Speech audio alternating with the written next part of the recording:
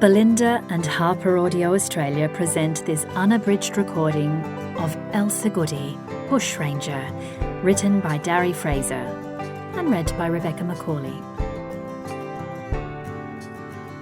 The dedication reads, "For Dad."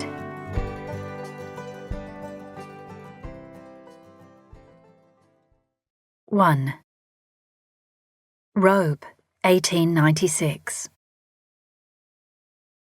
My brother is dead. The bold, confident script swam before her eyes, and Elsa Goody dropped the page onto her lap. She took in deep, silent breaths until the taut pain eased in her chest.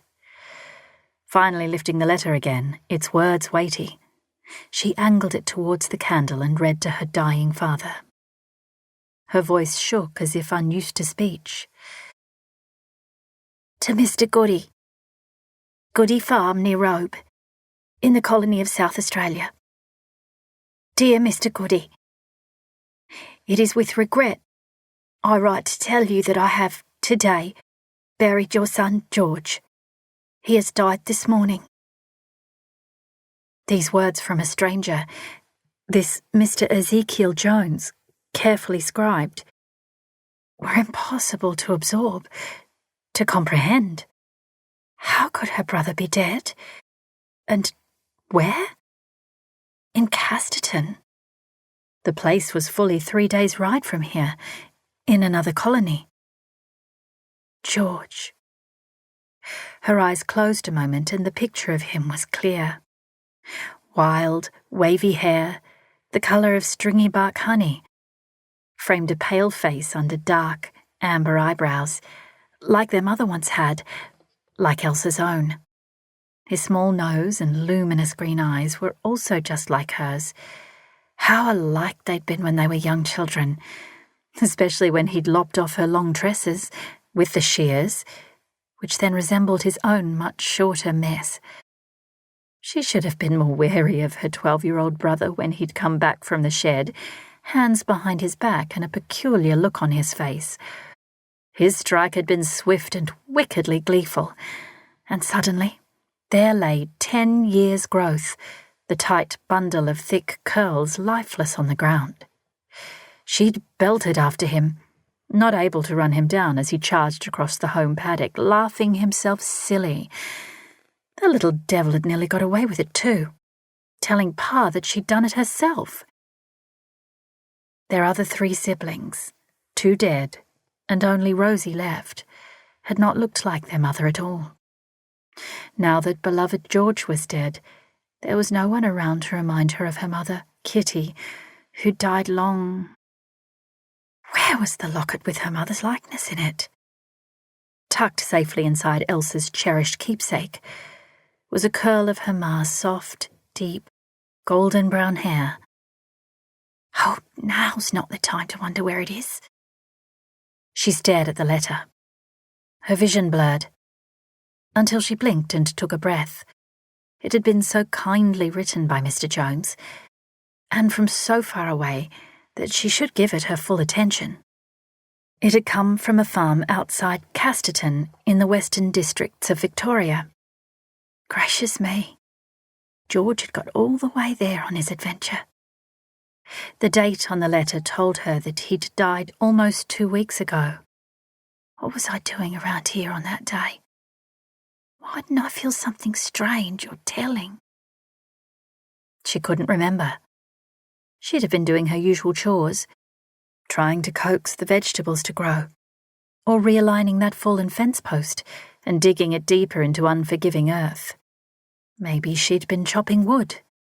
Nothing unusual. Tears hadn't come when she'd first read the letter. Collecting it from the post office in town earlier today, she'd opened it as she walked the couple of miles back to the house.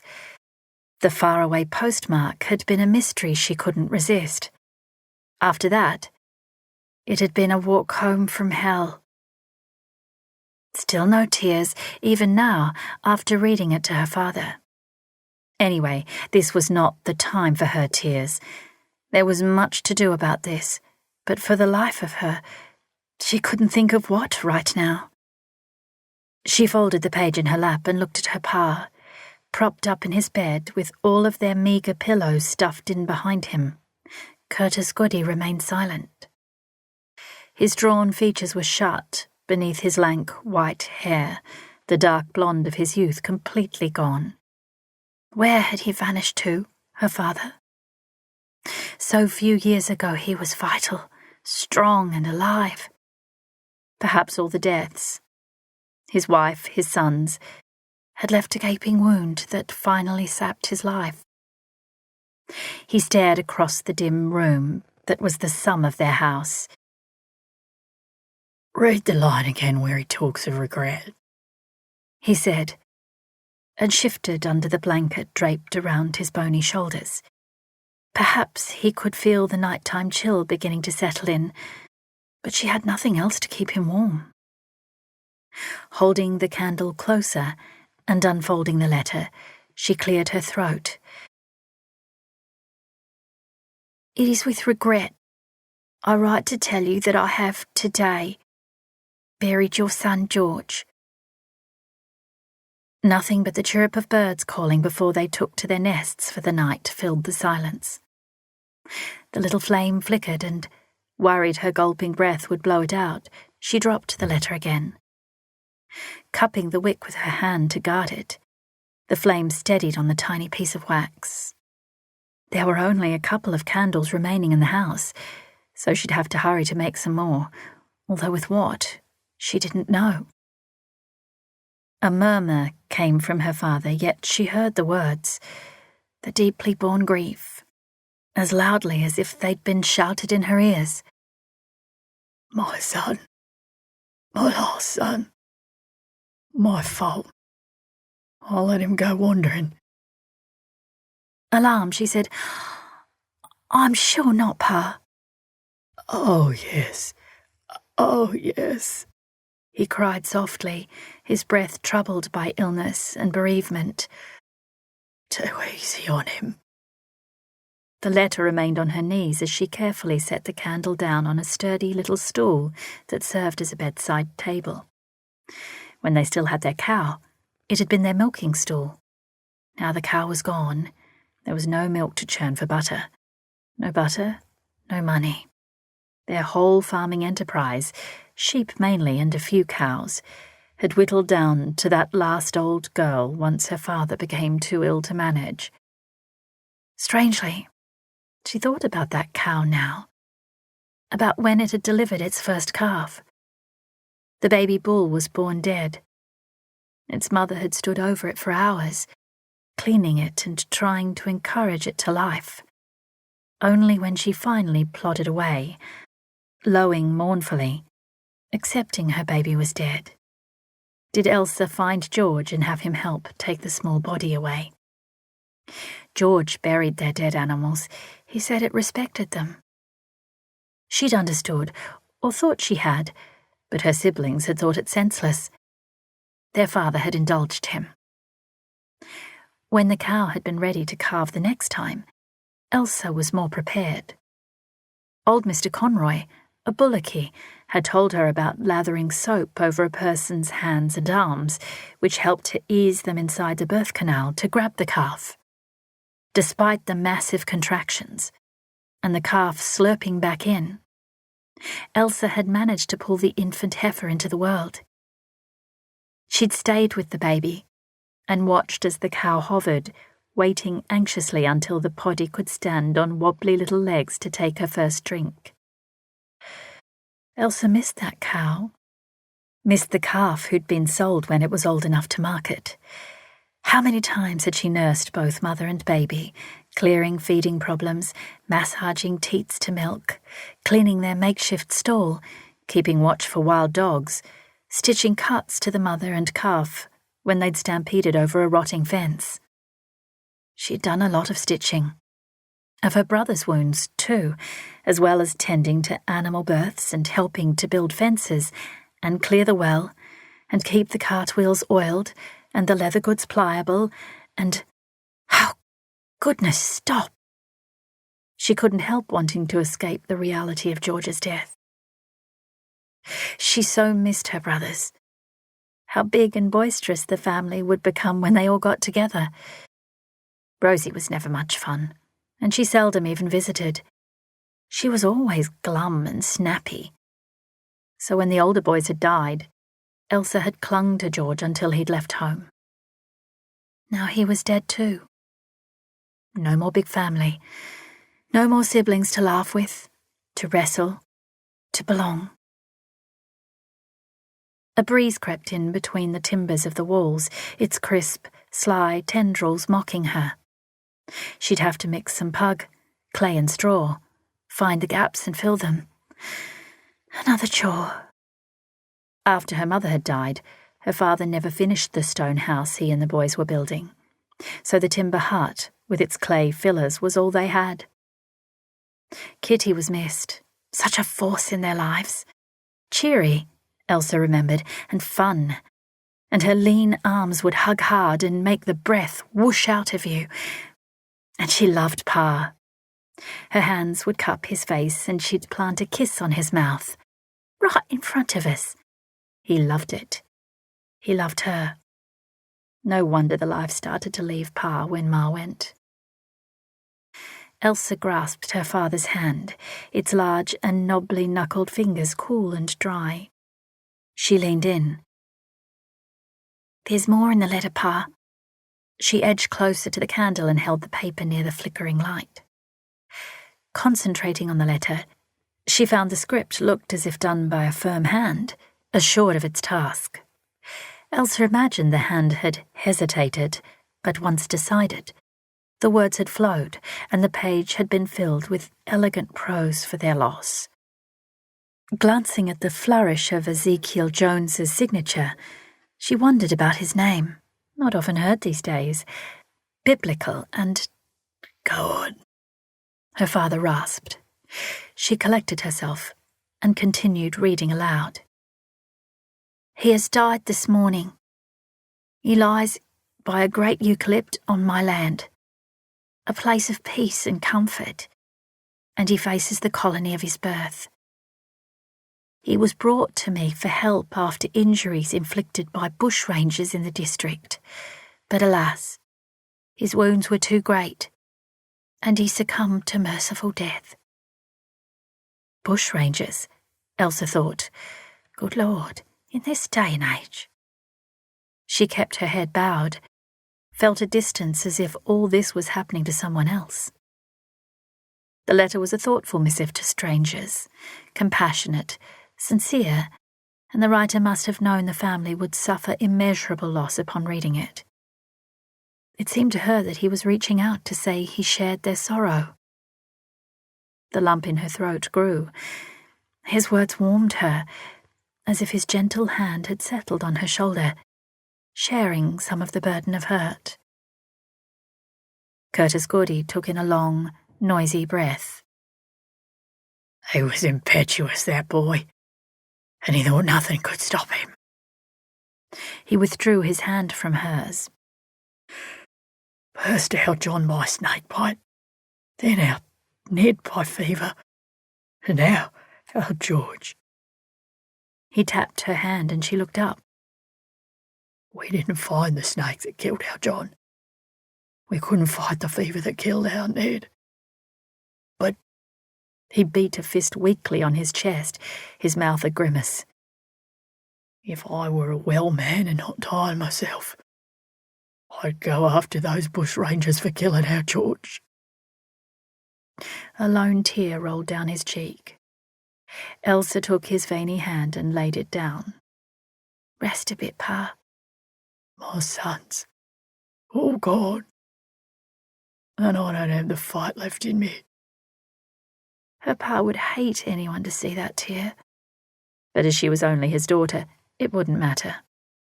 Only his daughter, not one of his sons. She cut off that thought. Elsa reached over, and with the edge of her penny dabbed at his face to wipe the tear, ignoring that he'd alluded to his own impending death. On one of the few visits from the doctor the family could afford, they were told that his illness was most probably in the organ called the pancreas and not curable. Dr. Wilson had left sleeping draughts, No doubt powerful tinctures against deep and burrowing pain. Elsa glanced at the little glass bottle by the bed. It wouldn't be the right thing to administer another dose now, so close to the last one, even to help ease her father's heartache. Grief would only bide its time anyway, so it might as well be faced now. Besides, she knew she had to be careful with the doses. The doctor did say that at this stage in her father's illness, she could use too much. Her hand hovered over the bottle. She withdrew sharply. Breathing deeply, she said, "I should write back to Mr. Jones to thank him." "Aye, will be the right thing. Perhaps our George left some possessions." Elsa nodded, although thought that would have been odd of her brother, and Mr. Jones hadn't mentioned anything. George had only the clothes on his back. She said, "Tomorrow I'll go into the town and tell our Rosie." "Your sister will be terribly afflicted by this news." "She will," Elsa agreed, "as I am terribly afflicted." But her sister would soon forget her grief with the promise of the farm coming to her and her husband now. Rosie was older and had married at 16, in the year Elsa was born. When the fortunes of the town were growing, Rosie and her husband had done well as bakers. Now Robe was in decline, and folk had left in droves, leaving only a small population trying to eke out a living in the South Australian coastal town. Once a thriving port, but now in competition with stronger rivals, it was a shell of its former self. A beautiful shell, with many grand and stately but empty buildings. The port was one thing. The farm struggled too. Not that her father owned much land, but with the boys gone, the last of her brothers, that scallywag George, had refused to work the farm. Elsa's future now looked bleak. She didn't believe for 1 minute that she would feature in her sister's plans. Elsa could almost hear what her father was thinking.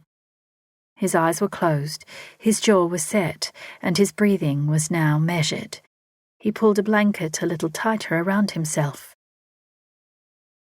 "You must bring Rosie home here," he said, an urgency in his tone. "I must speak with her first. Frank is the only man in the family now. But I don't want Frank to." His voice drifted off. He frowned. His eyes averted from Elsa's.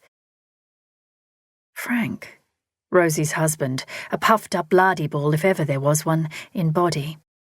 Elsa was sure he ate much of their bakery's profits, and in soul.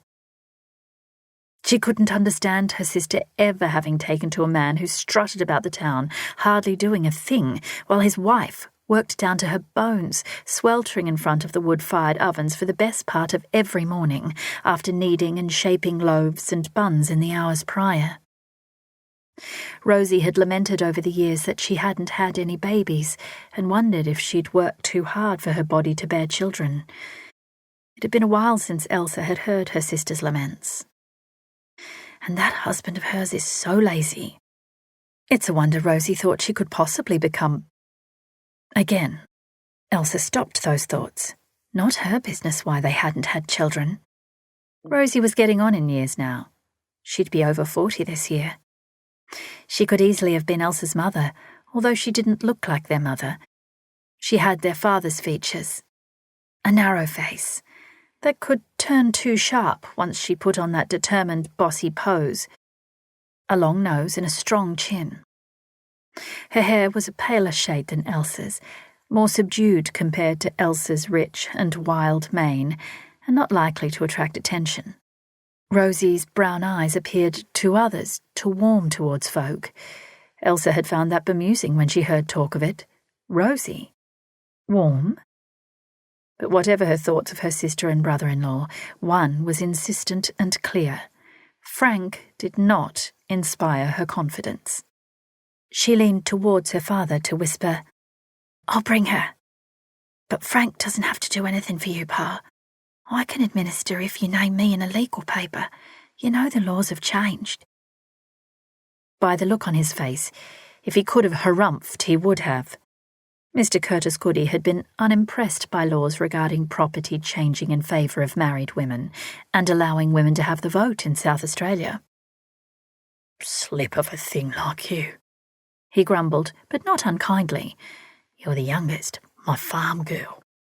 Better that you marry Pete Southey and not get Frank offside any longer. Pa, I'm not a slip of a thing. And you know why I would never marry Mr. Southey. He's an awful creature. Now, I'm sure he's not as bad as you say, her father wheezed. I'm sure the man didn't mean to bump into you like that. His hand, with its thin and dry skin, rested on top of hers and patted absently. Her father's memory was still sharp. Pete Southey had been making a pest of himself when Elsa had refused to acknowledge him. One day, not long ago, he'd stalked right into the house, pressed his suit for her, offered marriage, and then he'd pressed himself on her. When she complained loudly and with a crack of her dustpan on his head, Southey had claimed that his enthusiastic attention was an accident. Enthusiastic? Accident? Did the man think her a fool? She had in no uncertain terms told him what she'd thought of his enthusiasm, while he'd controlled his zeal from then on. It was the leery grin he'd give her whenever she'd seen him since that set her teeth grinding. She should have crowned him more than once with the dustpan. Besides, Elsa, he's a friend of Frank's. It might benefit if you marry. Her father was nearly out of breath. To keep this land, you girls have to. His voice drifted off again, and in the silence that followed, she soon heard a soft snore. Bah, Frank. Elsa knew she had no chance to change her father's mind.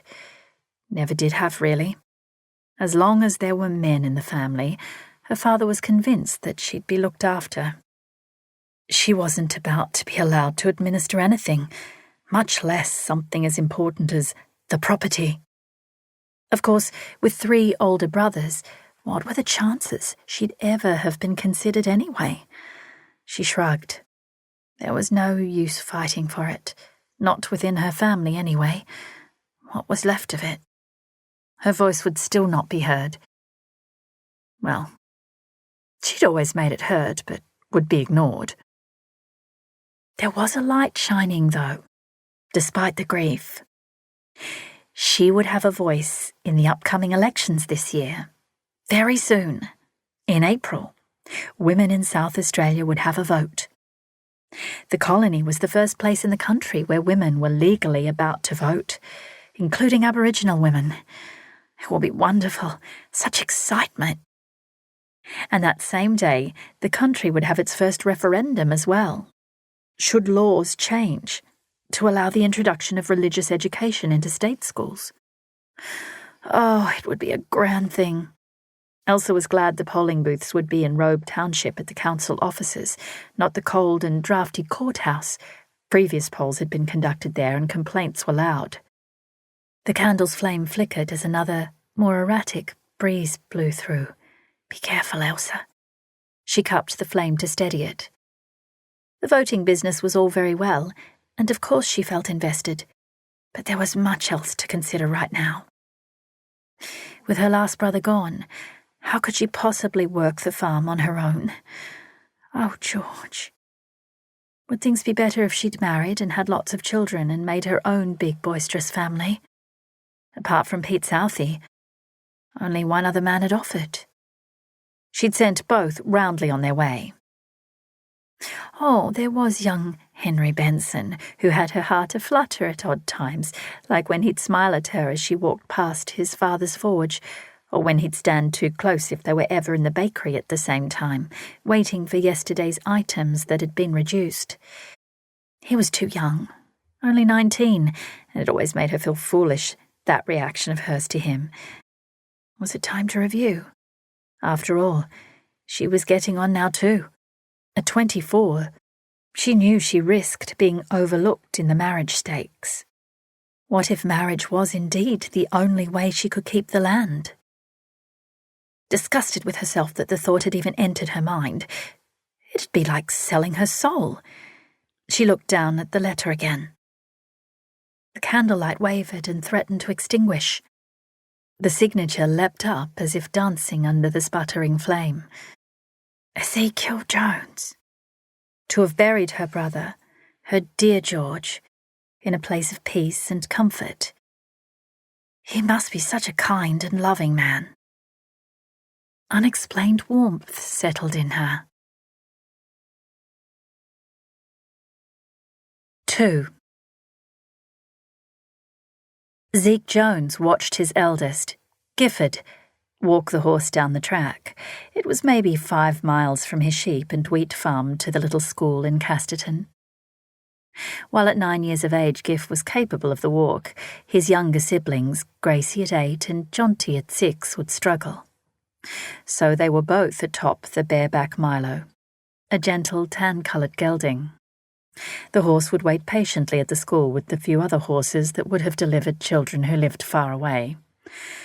Later in the afternoon, he would plod home over the flat paddocks, then take the rise over the low hill and down to Zeke's gate, returning with his charges. 3 dogs, all black and tan male kelpies, Itch, Scratch, and Zeke's brother Jude's dog, Busy, danced around their feet, barking and yipping their excitement. Zeke allowed the dogs out of their pen to see the kids off for school. The only other times they roamed free were when they worked the sheep, or when Giff had to give them a run. His kids loved them, but Zeke was not giving the dogs a soft life. Casterton had been producing fine litters of this new breed, small in stature and big on personality. They were bred as working dogs, and their reputation was growing. The kids would be home again at last light or so. It was now about 7 in the morning, Zeke reckoned. There was much to do, and a few remaining sheep to sell off. The day would go fast. He'd long been hearing of the bonuses the government offered for butter and cheese factories in the colony, so that meant dairy cows were in demand. New infrastructure and the money to pay for it would be needed if he sold out of sheep altogether. Hoping he might have somehow missed tallying by £100 or so, he'd checked his sums. He'd stocktake his milled timber again, but he knew he only had enough to fence another small yard. When his older brother Jude came back, he'd discuss combining their holdings once more. Zeke could use his input, financial and physical, if only Jude were willing and able. As he waited for the kids to get to the gate, he checked the sky. Light scudding clouds skimmed a high breeze. A darker billow above them hinted at rain. Season's changing. The mornings are cooler. Time to get on with it. The kids yelled goodbye, waved at him, and Milo plodded away with them. The 3 dogs turned for home and, suddenly alert, they tore into a gallop back towards the house, charging past him. Following, his mind on his ledger, he stopped short. Jesus, Nebo! Do you have to sneak up on a man? The dogs had crowded around his younger brother, who lounged on the veranda post. Nebo bent to roughhouse the dogs. You said to wait until your brood had gone off to get their education for the day, so here I am. He pushed off the post, ignoring the dogs barking. I heard a roaring bulls could have crept up on you the way you were daydreaming into the sunshine after your kids. Zeke flicked a wrist. Boys, away! He snapped, and in silence, the dogs trotted off, ears sharp, tails wagging. He'd tie them up as soon as he got rid of his brother. At 41, Nebo Jones was older by 3 years. Lean and rangy like Zeke. Close enough in height, dark-haired and dark-eyed. They'd often been mistaken for one another. In their checkered past, that had been a problem for Zeke. He was a little sturdier around the chest than Nebo, but not by much. Nebo had more angular features, and when vexed he could be gaunt. Haunted was the word Zeke mostly used to describe his troubled brother. Today he looked more relaxed. Did you bring it? He asked Nebo, and pushed past him into the house. "Could do with tea and a plate of eggs," Nebo said, following through the house and outside to the kitchen. Once inside, he slapped a packet wrapped in newspaper onto the table. Zeke turned to stoke the oven. "We'll eat quick. I have work to do." He shook the kettle, checking for enough water, and put it on the cooker. Glancing behind at the packet, he said, "Is that all it is?" "He was a lone boy, is he?" Nebo said, a smirk lighting his face. He knew it irked Zeke to be called by his childhood nickname. "Didn't have much on him but a locket with a snip of hair, a handkerchief, and 3 spare buttons." He pointed at the parcel. "All there, as requested." "Surprised it is all there, knowing you," Zeke said. Nebo pulled a chair away from the table and sat, legs stretched out, crossed at the ankles. Any closer to Zeke, and he'd be in the way, which was probably his intention. "Nothing of value in it. Nothing to interest me. The boys reckon I should have chucked it away." The boys were Nebo's no-hoper mates who lived with their women in the bush. Small-time thieves, some said. "When you told me you'd written to his family, seemed only proper to bring it in." Zeke pulled a small basket from the mantel and took out 8 eggs. He cracked them, dropped the contents into a bowl, and tossed the shells into a bucket. Jonty's hens had performed well. At least something was still working in the right direction on his place. "Proper. Good of you. A bushranger, out of time and place. Brings in a dead boy's only trinkets. Must have a heart after all." Nebo rubbed his face with one hand. Zeke could hear the rough scratch of it. Thought of his own unshaven face. He never could come at the great beards some of his friends had grown. Too many times had he seen their dinner stuck in their whiskers, or worse, yesterday's dinner. Maybe Nebo should grow the beard since he called himself a bushranger. That way no one would mistake him, the clean-shaven brother Zeke, for being a petty thief. "At least I'm not a reformed bushranger," Nebo said. "Nothing sorrier in my opinion." Zeke snorted but didn't take the bait. He'd never been a thief, just known to stick up for his wayward brother. And that had got him into plenty of trouble because whenever it happened, it never happened softly. Nebo frowned. "I don't care to be shooting, lads. You ought to know that." "I told you it wasn't me or mine. I got a feeling that lazy slob Billy Watson might have known something. But even when I gave him a roughing up, he still never said. I just sent him on his way." "Billy Watson?" "That no-hoper tub of useless thinks he's Billy the Kid." "You think he had something to do with this boy's shooting?" Nebo shrugged. "Damned if I know. But the poor kid was in a sorry state when I found him, and I just wanted to get him help. God knows. None of us want anyone dying on Jude's place again." Zeke glanced at him, not like Nebo to show he cared much about anything except himself. "If it was Watson," Nebo said, "I didn't want him coming back for another go, but he's got me stumped why he'd be on Jude's anyway. He knows there's nothing there." He let out a long breath. "Boy's dead, and I made sure he got a decent burial here."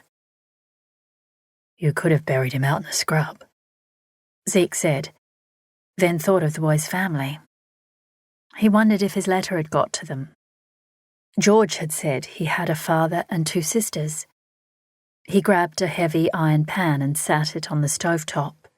He spooned lard into it, watched it melt and sizzle, then poured in the eggs. "'Cept he wasn't dead then, was he?" Nebo said. "And I wasn't going to wait for him to die out there either. I knew you'd honour the lad, is he? That's why I brought him here." There was no smirk on his face, nor in his voice. Nebo had carried George onto Zeke's veranda, yelling for help. He waited with George still in his arms, who was sobbing a sister's name, Nebo told him later, while Zeke and his daughter Gracie hurriedly made a bed inside for the near-dead lad. "And you buried him close by Maisie and your other little fella, so I knew that's exactly what you did." Zeke let that go. He wasn't about to get into that old argument, with his brother about anything to do with Maisie, Zeke's dead wife. Any mention of their last child who'd survived birth by only days still tugged at his heart. He had to let that go too. He pushed the eggs around with a large wooden spoon. Reaching up to the mantel again, he drew down a cloth-wrapped bundle and threw it on the table in front of his brother. "Here, cut some bread." "You're a real homebody baking bread and all. Bet you got those kids of you doing all the chores, the laundry and such. If you get them running this place, you can come to work with me. Better pay." When Zeke gave him a look, Nebo said, "All right. If not that, Mrs. Hartman next door would take them. She's been on her own a while now, and getting on. She's everyone's granny." Mrs. Hartman was only a few years older than they were. Maybe their older brother Jude's age. What would that make her? Around 45 or 46? Zeke didn't bother responding. Nebo tore off chunks of bread, still warm from the cooker this morning. "What do you do with that?" he asked, pointing at the newspaper-wrapped packet. "Might wait a while. See if I hear anything from the family." "You could just send it on to that same address anyhow, couldn't you? Pity I never got it to you before you mailed the letter." Zeke stopped stirring eggs and stared at his brother. "Yeah. Pity you never got it to me when you landed a near-dead boy on my doorstep. I found it after. By accident, when I went back to Jude's place just to check, I swear." Jude's place was all about abandoned. Judas Jones had lost Anne, his wife, and 2 daughters to diphtheria nearly 5 years ago, and he'd been roaming around the colony since. He'd come back every so often. Zeke imagined that it was to see if he could bear to stay again, but he never did. Nebo and Zeke looked in on the place from time to time, and the last time Nebo had been there, he found the badly injured lad and brought him here. "Check for what?" Zeke asked. "For who'd done this to him. Left him for dead. Might have been some clue. Maybe Billy Bloody Watson left something behind. If it was him. The kid might have thrown away other possessions, trying to hide them when he maybe seen someone coming." There was a moment's silence when Zeke stared at his brother, searching for answers. "Well, wouldn't have been Jude who shot him." "It wouldn't have, unless he's really out of his head now." "So, that locket must have meant something to the boy. You don't carry a locket with a picture of a lady in it, and a lock of hair, unless it means something to you. As for mailing it, I trust a letter in the post. I don't trust a packet of jewellery in the post." He continued with the eggs as they crackled and spat in the pan. "Jewellery?" Nebo barked a laugh. "If it was valuable, you wouldn't have it. I'd have sold it. It's nothing more than cheap stuff. Sentimental at best." He tapped his fingers on the table. "Aye, that's right. You checked it over first," Zeke said, a curl on his lip. "Then old Sentimental, you gave it back to him. After he died." "Bah! I'm glad not to be stuck with it. You forget I'm not a soft heart like you." Zeke grunted. "Like I believe that," he said. "You bring me the boy, then his treasures instead of throwing them away, even though they're worthless. If that's not soft heart, what is?" He threw a pinch of salt into the pot and stirred. "Poor kid was just too far gone for me to save him." Nebo looked a little uncomfortable. "It was late when I found him." He sat up, cleared his throat. "Anyway, looks like Billy Watson has gone to the troopers." "About the boy?" Zeke scooped some eggs onto a plate and slid it across to his brother. He scraped the rest out for himself and then landed the empty pan with a clatter onto a bench, a thick piece of sawn timber. The hot pan seared it, and wisps of smoke arose. He sat down to eat. That and other things. Nebo loaded bread with eggs and took a bite. Zeke's own chunk of laden bread hung in the air as he looked up. You can get right back on that horse of yours, wherever you left him, and get the hell off my place. The last time there was that and other things, the troopers came and threatened me and the kids if I didn't give you up.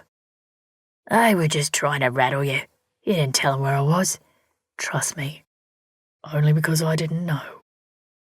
You wouldn't have done it. Nebo stood and took the boiling kettle off the stove. He poured water into a teapot, threw in a handful of tea leaves from a tin he found on the mantel. I'm surprised they haven't got you watched again already. Zeke squinted at his brother. You'd know. I bet you've been watching this place for days. True. No troopers around. Nebo set the teapot down on the table. What have you done this time? That and other things. I had to do him over a bit. He held up his hands before Zeke could yell. Not the kid you buried. Watson. He's not so smart. Just gave him a roughen up like I said before, just a tickle.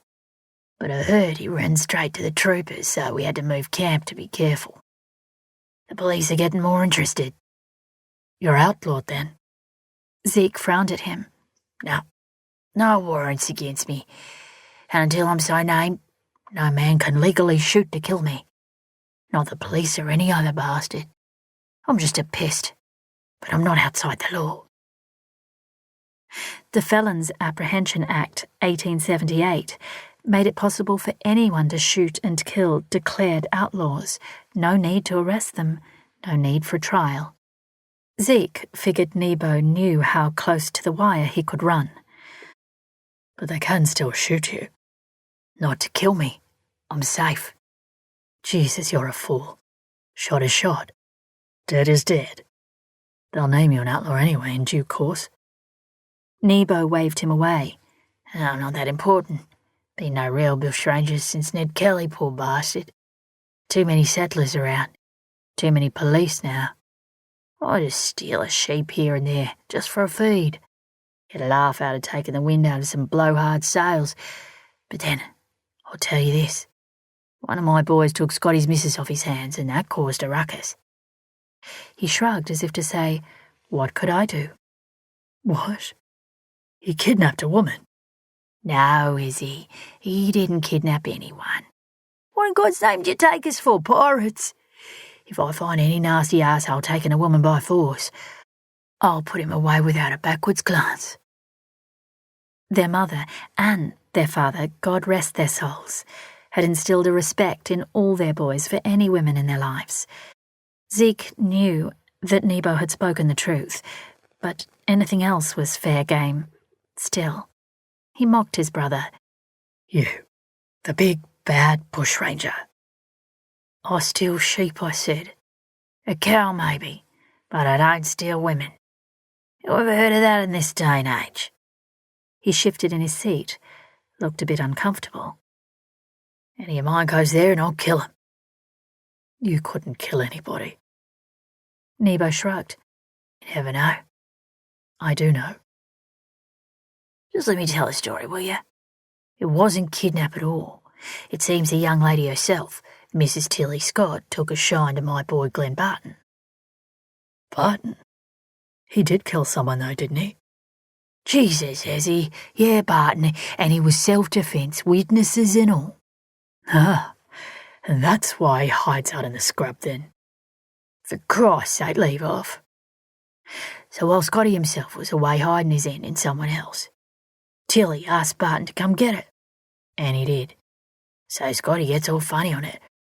Probably more because Tilly took her horse Salty with her. You know the one. Bloody brilliant little gelding. Won at the races last year. Zeke was busy eating now and didn't look up. He knew the horse. That was the thing that made us move again. We'll keep our heads down for a while. Troopers will forget all about the other stuff. Nebo went on. We've got quite the society happening in our little bush camp, hiding in the scrub. All the boys each have a little woman. Zeke nodded. Impressive. A real Robin Hood and his merry men. Haven't come across a maid marrying for yourself yet? When there was no quick-fire response from Nebo, he could have kicked himself. He'd just done what he'd tried to avoid. Opened a conversation he was sick of having. Nebo's frown appeared, furrowing an already lined forehead. You had the only maid marrying for me. Don't start. Zeke pushed his plate away. You're forgetting about poor Henrietta Porter. Henny was a real loyal one, and you barely gave her the time of day. She wasn't Maisie. I saw Maisie before she lashed eyes on you. Zeke slammed an open palm on the table. Maisie wasn't for you. Don't goad me, Nebo. Henny hung around waiting for you to stop chasing my wife. Well, she didn't wait too long, Nebo said, ignoring the vehemence in his brother. I reckon 6 years was long enough. And by then Maisie was already dead and still he— Now you stop! Nebo yelled and bounced a fist off the timber table as he shoved out of his chair. He paced to the door and back, pointing a finger. You don't know anything about anything. I know plenty. Zeke had had enough. Tell me what it is you want and get the hell out. I got work to do, not wasting any more of the day going over ancient history. Again. Nebo rubbed his nose, scratched his chin, all signs that he was trying to hold on to his temper. Don't want anything. Just came for a visit, brought that packet, but now you're asking. I do have something to tell you. It'll mean you're in it whether you like it or not. Cobb & Co.'s coach is coming right by here next week, travelling from Mount Gambier to Casterton. Still got to make some details like where and when to stop it. But it said there's rich folk on board. I'm not bailing up Cobb & Co. or anything else. Besides, coaches are giving way to railways. Rich folk travel by rail. Nebo cocked his head, agreeing, but said, Rail don't go everywhere yet. The spoils would help you out too. I don't need that kind of help. You used to enjoy yourself. Getting you out of trouble? I don't think so. Zeke eyed his brother. You'll end up killed. Doing a hold-up. Get a job like the rest of us. A job? You call this a job?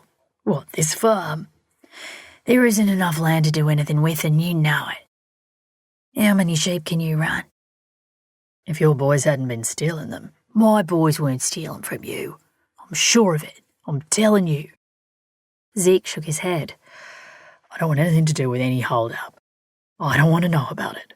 I don't want to see you back here talking about it. You're a risk to my kids. Nebo nodded, all too agreeable now. Oh, yes, your kids. How are they? How's the little tacker, Jonty? Always had a soft spot for him. Zeke should have known that was coming. His brother had been angling for something the whole time, as was his way. He felt the pressure build, deep in his gut. His blood had seemed to heat faster in days gone by, a rapid boiling that threatened to spill, sometimes had, and it was fierce when it did. He'd always been the fiery one of the three brothers, always the one whom people kept on the good side, whom they knew to steer clear of. By now, he'd learned to beat down the flare of blind rage. Nebo lifted his chin, still goading. He has a strong look at both his parents, boyo. He threw the contents of his tea out onto the dirt outside.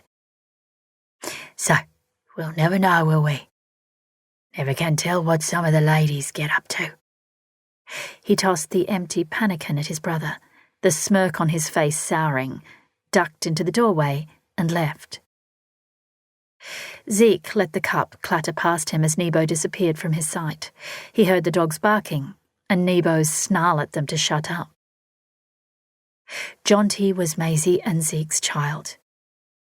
But the boy had a strong resemblance to his Uncle Nebo, more than Zeke's other two children did.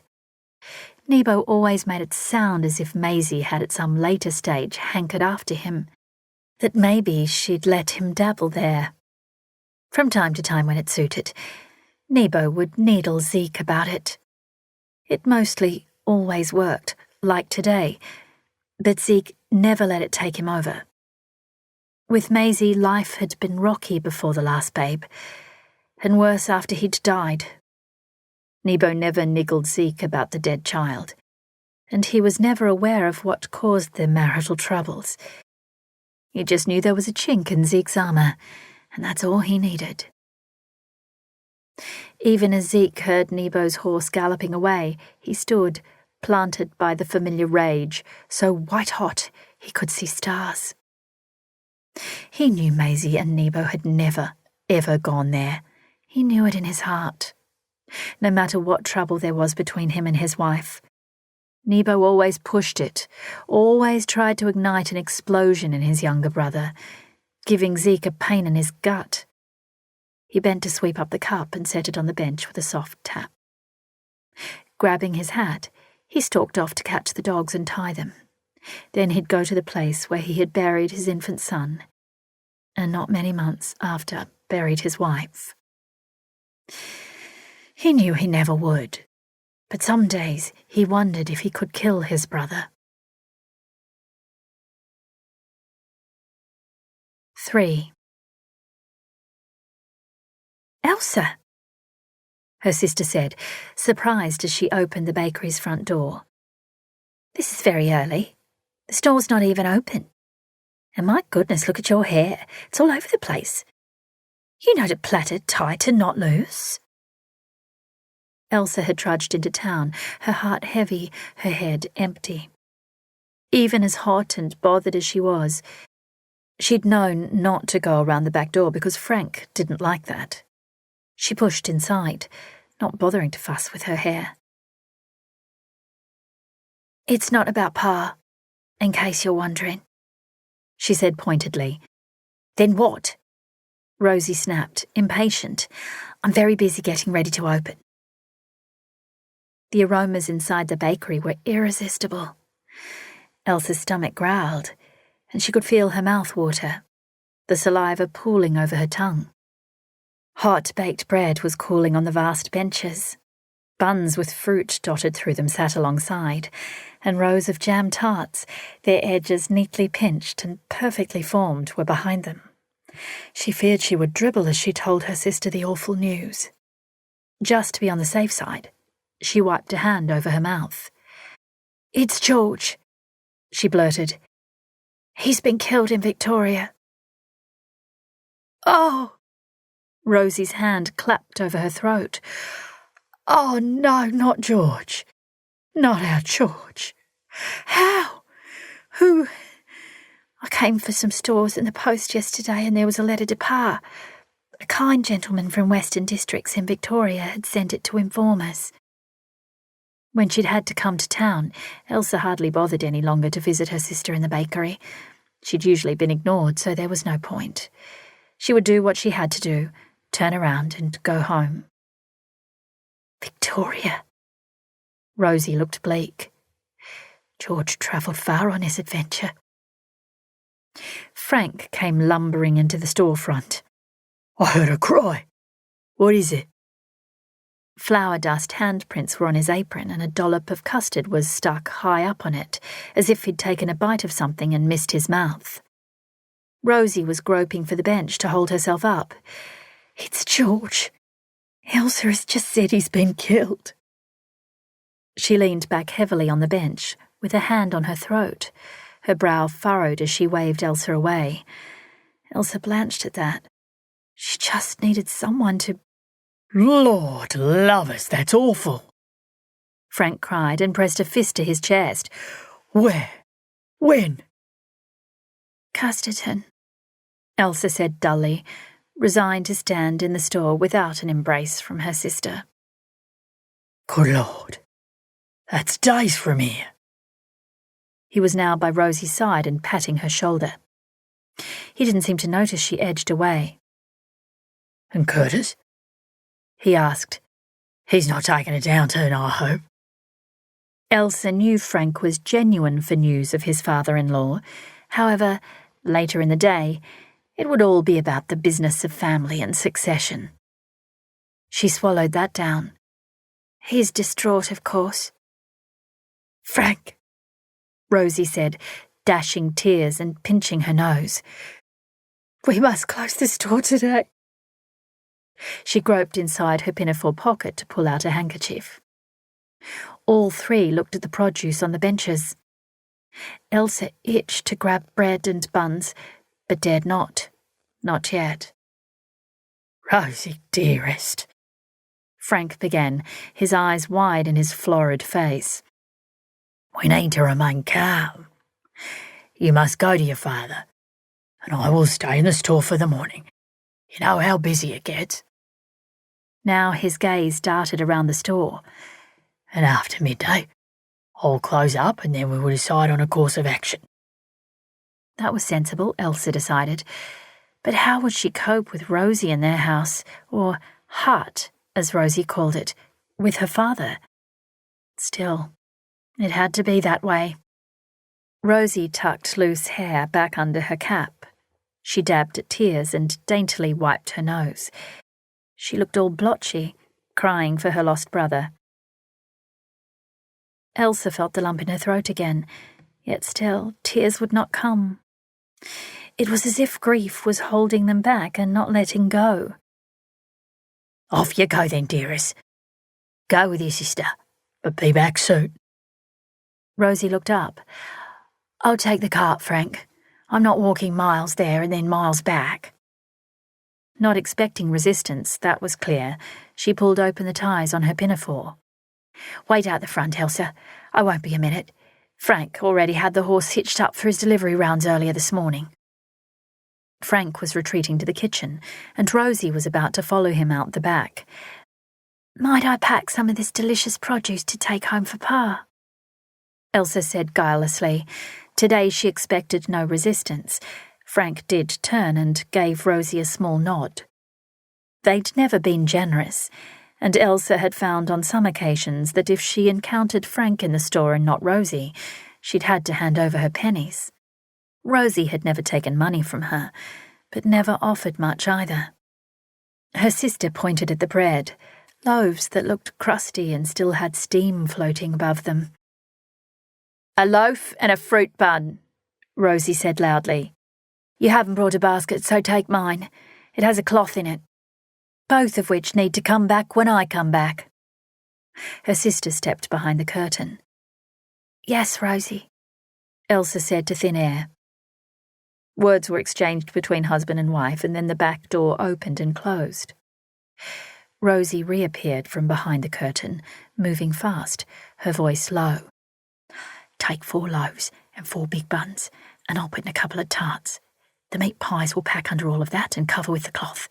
Hurry, she said as they heard the horse and cart being driven around to the front. Surprised, but as bid, Elsa packed the items into the basket and covered them quickly. Ushered outside by a flap of her sister's hands, she waited until Frank had pulled up the cart. He stepped down and Rosie climbed up unaided. Come along, she said to Elsa, while taking the reins. Elsa put the basket into the cart and climbed up to sit by her sister. A quick wave of hands between Rosie and her husband, and then Rosie snapped the reins. The horse and cart pulled away. As they drove, Elsa knew she'd be interrogated over the news, but it didn't happen right away.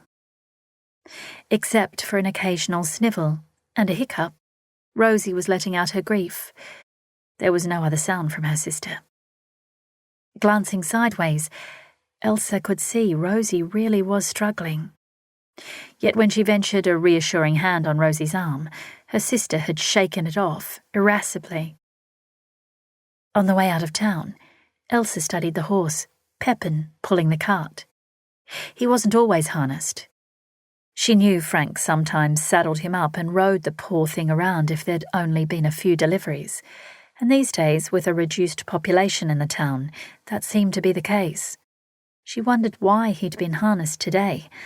Perhaps Frank was feeling the weather again and hadn't wanted to ride or walk. He was always so florid in the face lately. A fresh breeze whipped up her hair. She found a length of worn calico ribbon in her pinafore and tied it back. As the light gusts brought the scent of the sea, In the morning light, she could see white-tipped waves in the distance.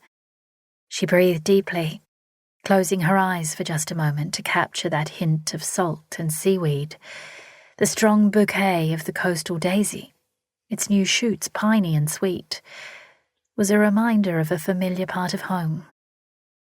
All the scents of home never failed to make her feel as if there was some reason for her existence, but she couldn't ever capture what that reason might be. It just felt like hope, a fresh start every time she smelled it, and like, "Now with George gone," Rosie said, all matter of fact.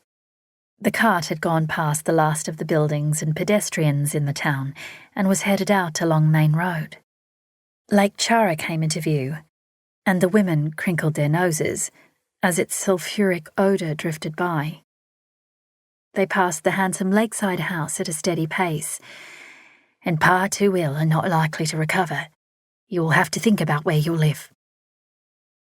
Elsa was taken aback. "Will I just?" she said, trying to keep down a sudden burst of anger. "Pa is not yet dead, if you don't mind, and I will stay there until he has departed. As for George, can we not give him at least a little of our thoughts before you bundle me up and get rid of me?" Rosie scoffed, and a breath puffed out. "Not what I meant." Her nose was swollen and red, but the tears had stopped.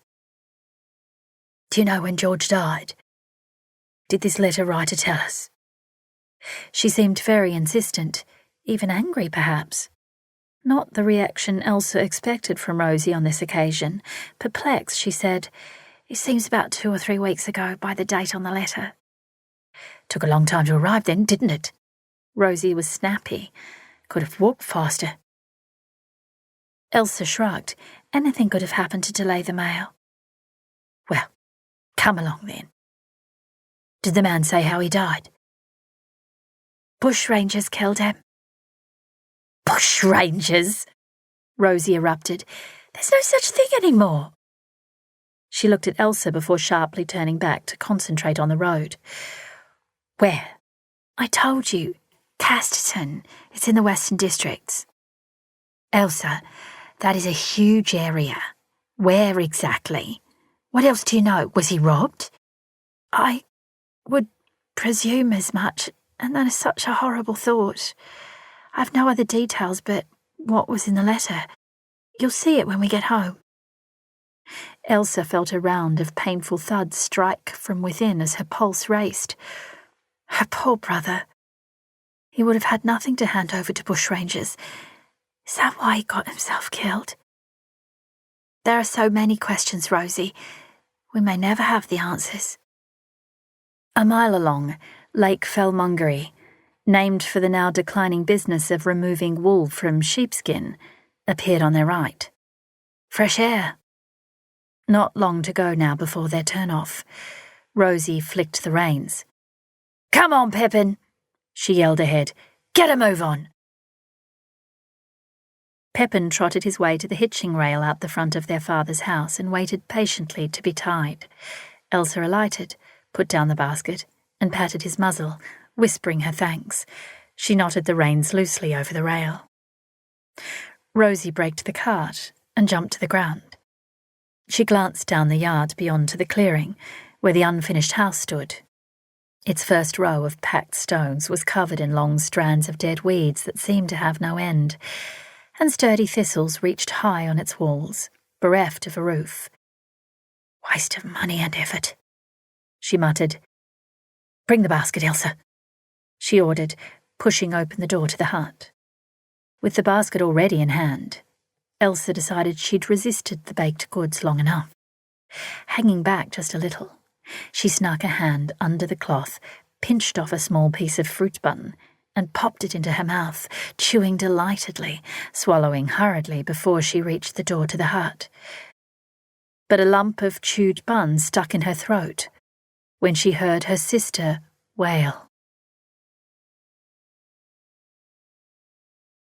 4.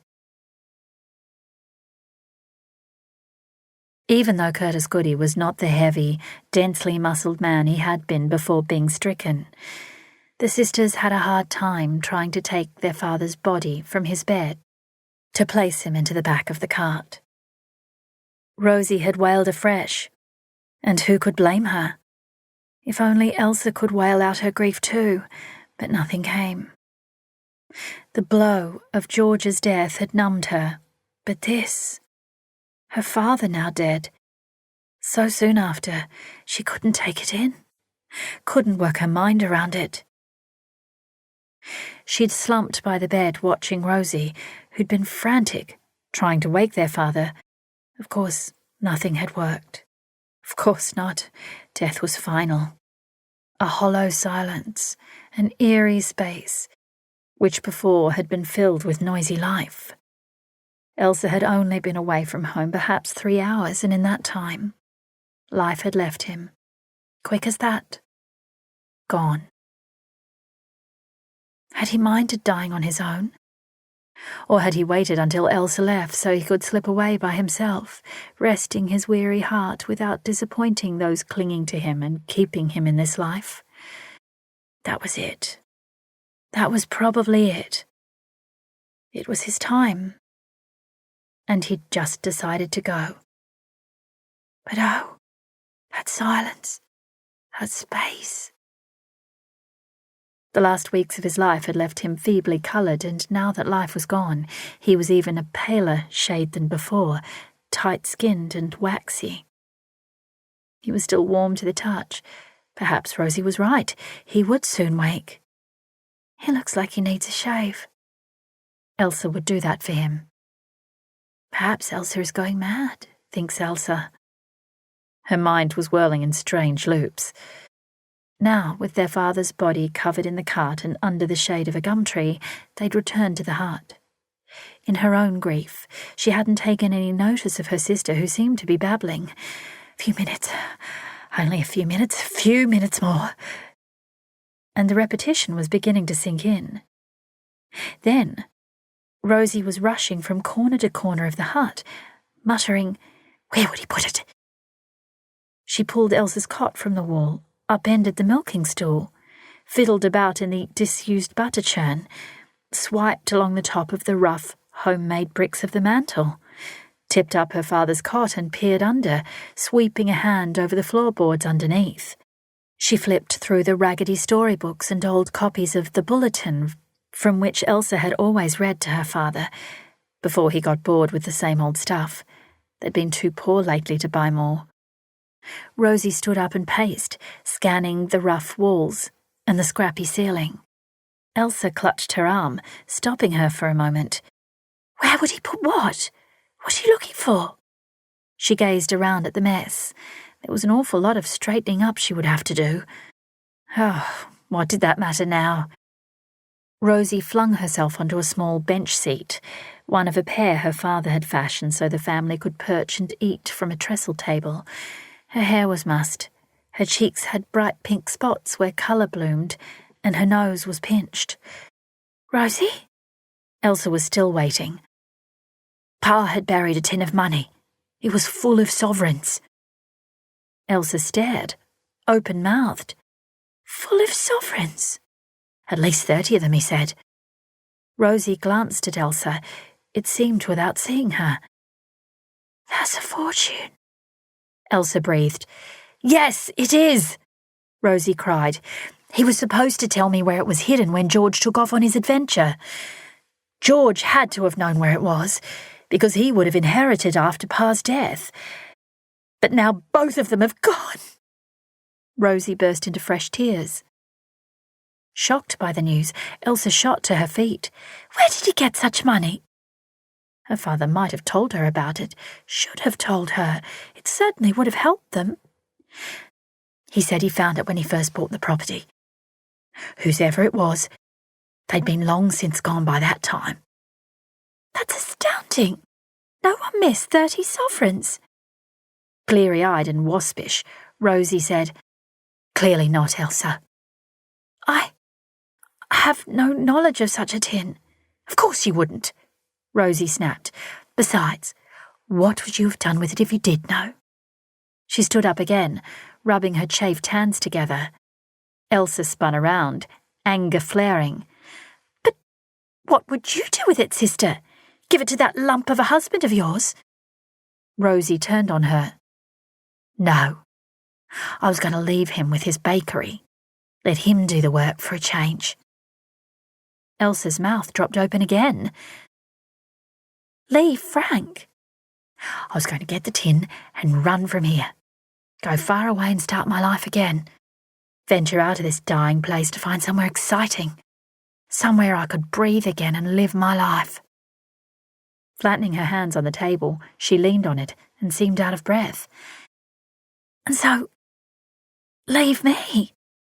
Elsa was incredulous. "Leave me penniless?" "Oh, no!" Rosie cried, gaping in horror. "Do you suppose George took it with him, and it's now in the hands of the Bushrangers?" Obviously, Rosie's issue had nothing to do with Elsa's indignation, but this was her big sister talking. This was a woman she'd always looked up to. Not necessarily had liked all the time, but had certainly looked up to. I'd say so. George was the sort to have spent it, not kept it, or kept it hidden. Rosie held her head and grimaced. That's true. The silly boy. They all thought of George as a boy, no matter that he was older than Elsa by 2 years. Perhaps that's why he was murdered. He might have flashed the coin around. That would undoubtedly attract attention. She exhaled. "I'll leave. You don't have to come. I don't need you." Her tone was sharp. At 40, Rosie was part of a world Elsa had not yet begun to explore. The baby of the family, Elsa had been protected by 3 older brothers and the firstborn Rosie, and never dreamed she would be left behind. By all of them, as it was turning out. "What? You'd really do that? Abandon me? Had you found the tin of coins earlier, where would you have put me? Or sent me?" Elsa heard her voice become shrill. "And now, with our father dead, where am I to go? You still have Frank if you stay." "Oh, I don't know what I mean," Rosie shrilled. "Damn and blast Frank!" She waved her arm around the room. "Are there any other hiding places here? We have to be sure." Elsa spread her hands, confounded by all of this. It was all wrong. George was dead. Her father was dead. His body going cold in the cart. Her sister had gone mad, and now there was nowhere left for her to go. She would be told to move on if Frank really did take over administration of the property, which of course he was legally able to do. Springing out of her stupor, Elsa checked under her bed for any loose boards. Squeezing her arm behind the old cooker, she felt for anything wedged in behind it.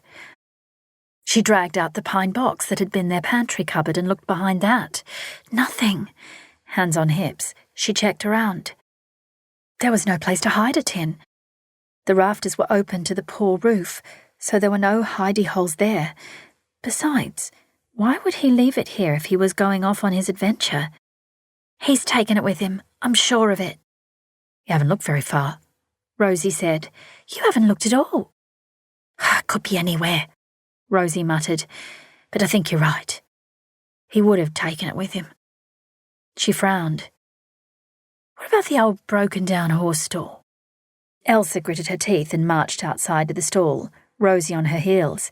"In you go," her sister said. Careful no rotting roof timbers there fell on her head, Elsa scrambled around in the dirt and came up with nothing. Brushing aside thick cobwebs, she said, "Short of digging up the whole yard, what else do you suggest?" She heard her voice rise to shrill. No, what was she doing? She pushed past Rosie and headed back towards the hut. Inside, she dusted off, annoyed with herself. What were they doing? Good Lord, their father was dead. There was something far more pressing to do. "Rosie, wait." She held up her hand. "Wait," she said more calmly. "We have to plan, yes.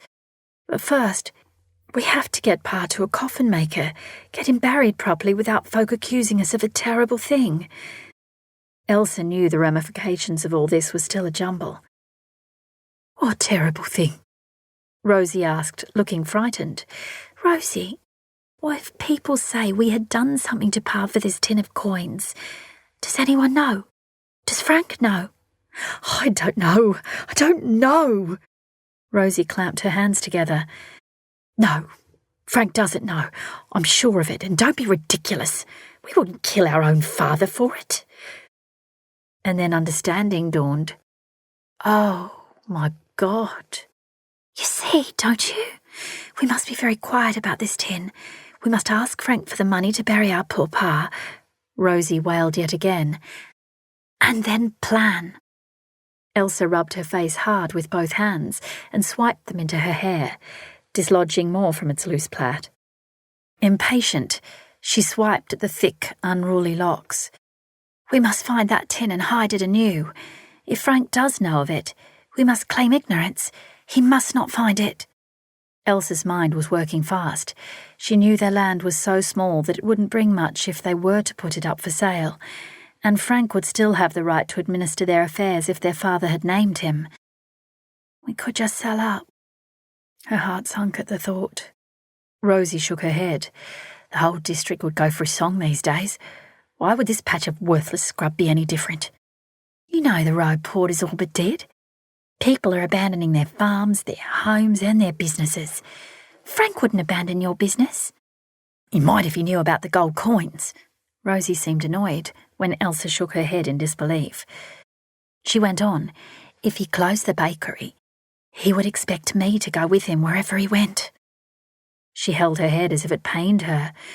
But I don't want to be married to him any longer. I don't want to be his wife. It was another wail, one probably born out of years of thought. How can you not want it? There's no solution to that, is there? I could divorce. All the more reason for me to find the tin. Oh, Rosie, what grounds for divorce do you have? He has to be proven guilty of cruelty or desertion or adultery, and we know he has provided for you, even if you're the one doing all the work. No magistrate would release you. Elsa had read enough newspapers. She knew of the terrible scandals divorce created. All the same, she couldn't see that there was much going for marriage. Just look at her sister, so unhappy that she would plan such a desperate move as to run away from everything she knew and risk her life by being alone in the world. A fallen woman is how she would be labelled. Hers would not be a happy or a safe life, and yet Rosie was prepared to forgo all of it. What sort of turmoil drove that? Divorce was terribly frowned upon, and a woman who instigated it would be almost untouchable afterwards. She despaired for Rosie. It irked Elsa, though, that Rosie would choose to abandon her too. She would have to look after herself. If her only sister could forsake her for a tin of coins, who on earth could Elsa trust now but herself?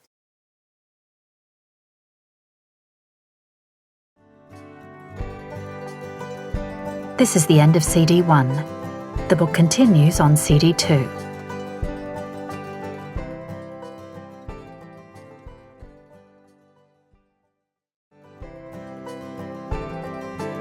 CD 2.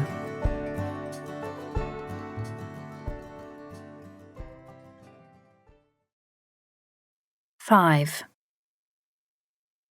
In the bakery, Elsa watched with growing concern as she realised Rosie was losing the battle with Frank. Even though he had offered what appeared to be sincere condolences to them, he hadn't softened one iota. Not that Elsa had expected it, but she'd been sure Frank had respected their father. Perhaps not. It was time for her to step in. I apologise for interrupting, Mr. Putney. Frank? She started. Frank hated being interrupted, especially when they were standing inside the store. Mind you, he didn't mind interrupting others when he felt like it. He also hated being called by his first name in public. Someone might come in and hear, and it could be misconstrued that he was letting his sister-in-law be impertinent. That was the least of her worries. Right now, her father's casket was being measured up at the blacksmith's, who was also the coffin maker. But might I not work for you too? in order to repay you for the purchase of our pa's coffin. We certainly don't want him going to his grave with only his clothes on." Rosie had frowned at her sister, but Frank hadn't seen that. He turned to look at her. "It would need quite a lot of work to repay that sort of money." A few pounds was all, not a lifetime's worth of work, Elsa was sure. She forced a wheedle into her voice. "And you well know I'm a hard worker. Why else would we still be able to live on the farm?"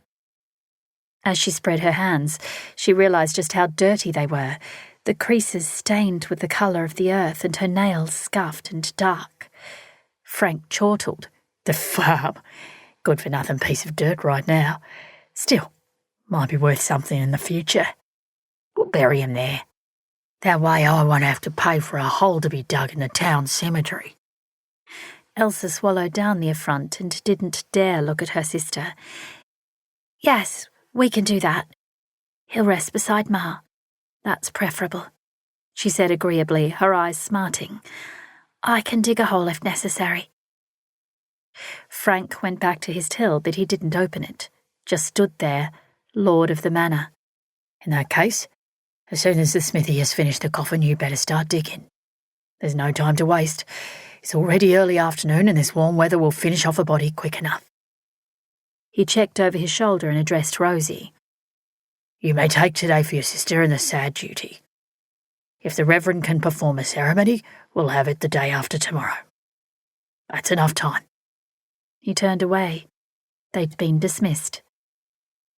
For the first time in a long time, Elsa saw the Rosie she thought she'd known for years.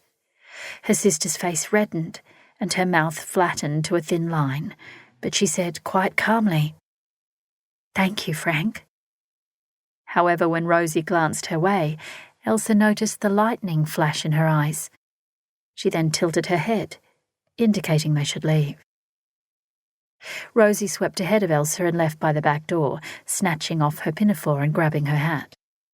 They'd only been back in the town with their father's body an hour, yet Elsa knew Rosie had been expected to don her work apron as if nothing was amiss. Upon their return, Rosie had disappeared into the house attached at the back of the bakery. Elsa was left standing on her own, quite embarrassed, as customers filed in to be served by Frank. For whatever reason, Rosie had taken her time, then returned wearing a clean pinafore over her day dress. Now, trailing her sister, who marched to the smithies, Elsa felt quite outside herself. Having to ask for a coffin to be built was one thing. Being unsure that funds would be made available to pay for it was another. Unsettling and wrong. Frank had the money to do it. A person had a right to be buried with decency. It was their father, after all. "Miss Putney!" the smithy yelled at Rosie when she entered the forge area. He always yelled, whether he was in his forge or not. He yelled over the roar of his fire and the clanging of his tools on the huge anvil, even, it seemed, over thin air. Perhaps it was easier for him to do so all the time. He tipped his cap. "Miss Goody," he blasted at Elsa. "Got your pa's box all ready. Had one half done. Just had to saw off a bit on account of his short." He pointed to a coffin standing on its end on the far wall. Then he wiped his forehead with his forearm, smearing more soot and sawdust over himself. With singes on his eyebrows, and one sideburn almost completely gone, he must have got too close to his fire at some point. Rosie crossed the shed to check the coffin. "Thank you, Mr. Benson," Elsa said. She didn't have to yell. "We'll need help to get Pa into it and then into the back of the cart." He nodded, made a sad face, then whistled through his teeth. Young Henry, his son, appeared, just as blackened from soot as his father. His teeth gleamed against his dirty face. "Hello, Miss Goody." Henry was only about 20 and had a confidence that was a bit disconcerting. Still, she wouldn't take any notice of someone so cheeky and full of himself, even if he did have that heady, "I'm interested in you" stare that on other occasions had made her insides tingle. If he'd been older, Elsa might have taken a shine to him. So forthright was his stare today that she couldn't help the patter inside her chest. On the day of her father's death, if you please. She turned away, dismayed with herself. "Lad," Mr. Benson yelled, "we have to help the ladies load up their pa." "Right you are." Henry sidled past Elsa, his eyes now kind with sympathy. So he'd just redeemed himself. And when he got to Rosie, scuttled around her to hoist the coffin over his shoulder. Elsa followed as he took it out to their cart. Their horse, Pepin, still harnessed, was fully under shade, and so poor Pa would have been relatively cool. When Henry and Mr. Benson got in the back of the cart, and the coffin followed, poor Pa was unceremoniously hefted inside it.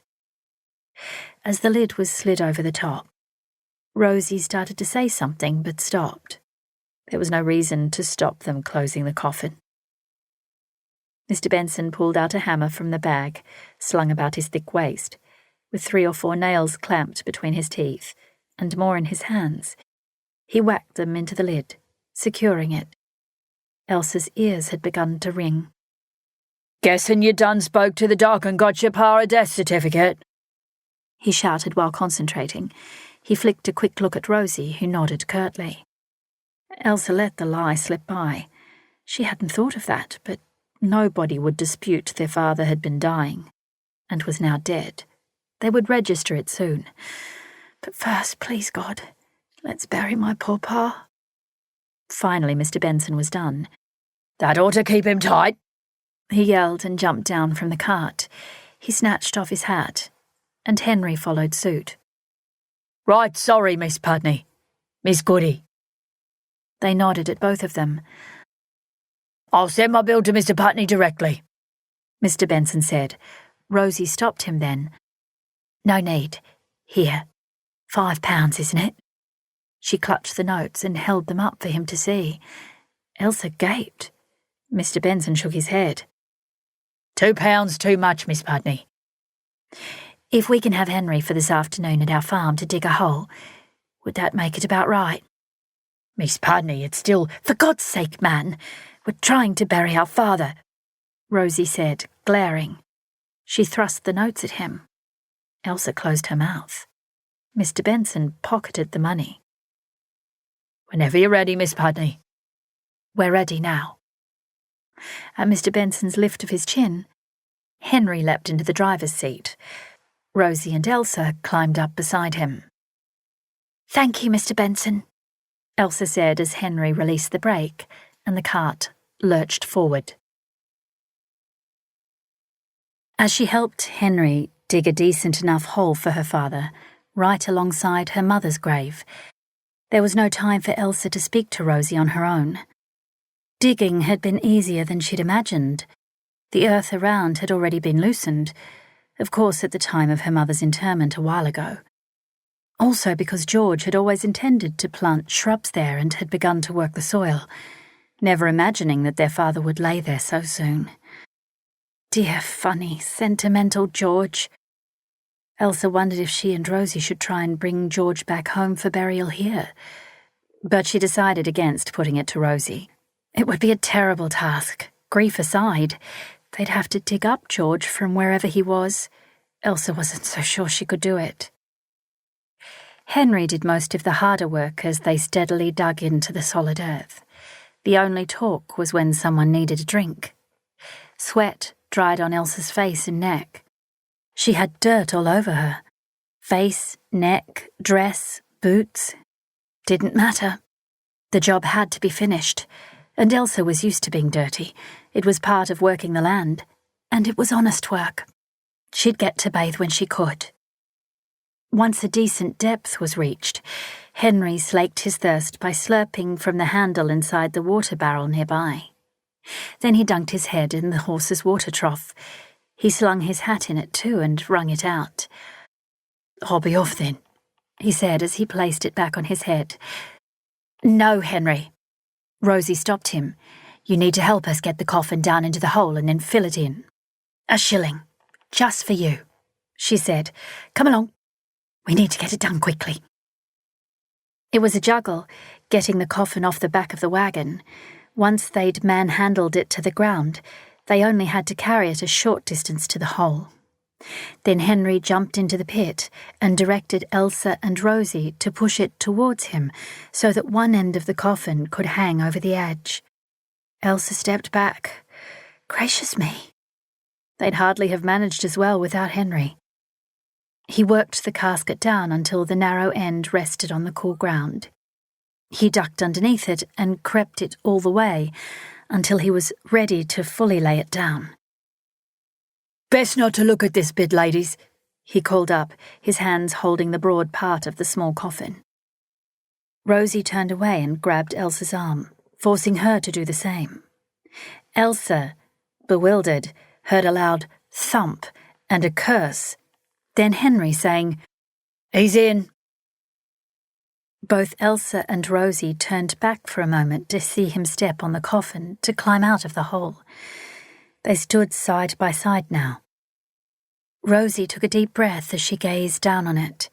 Elsa could see tears again trailing on her sister's cheeks.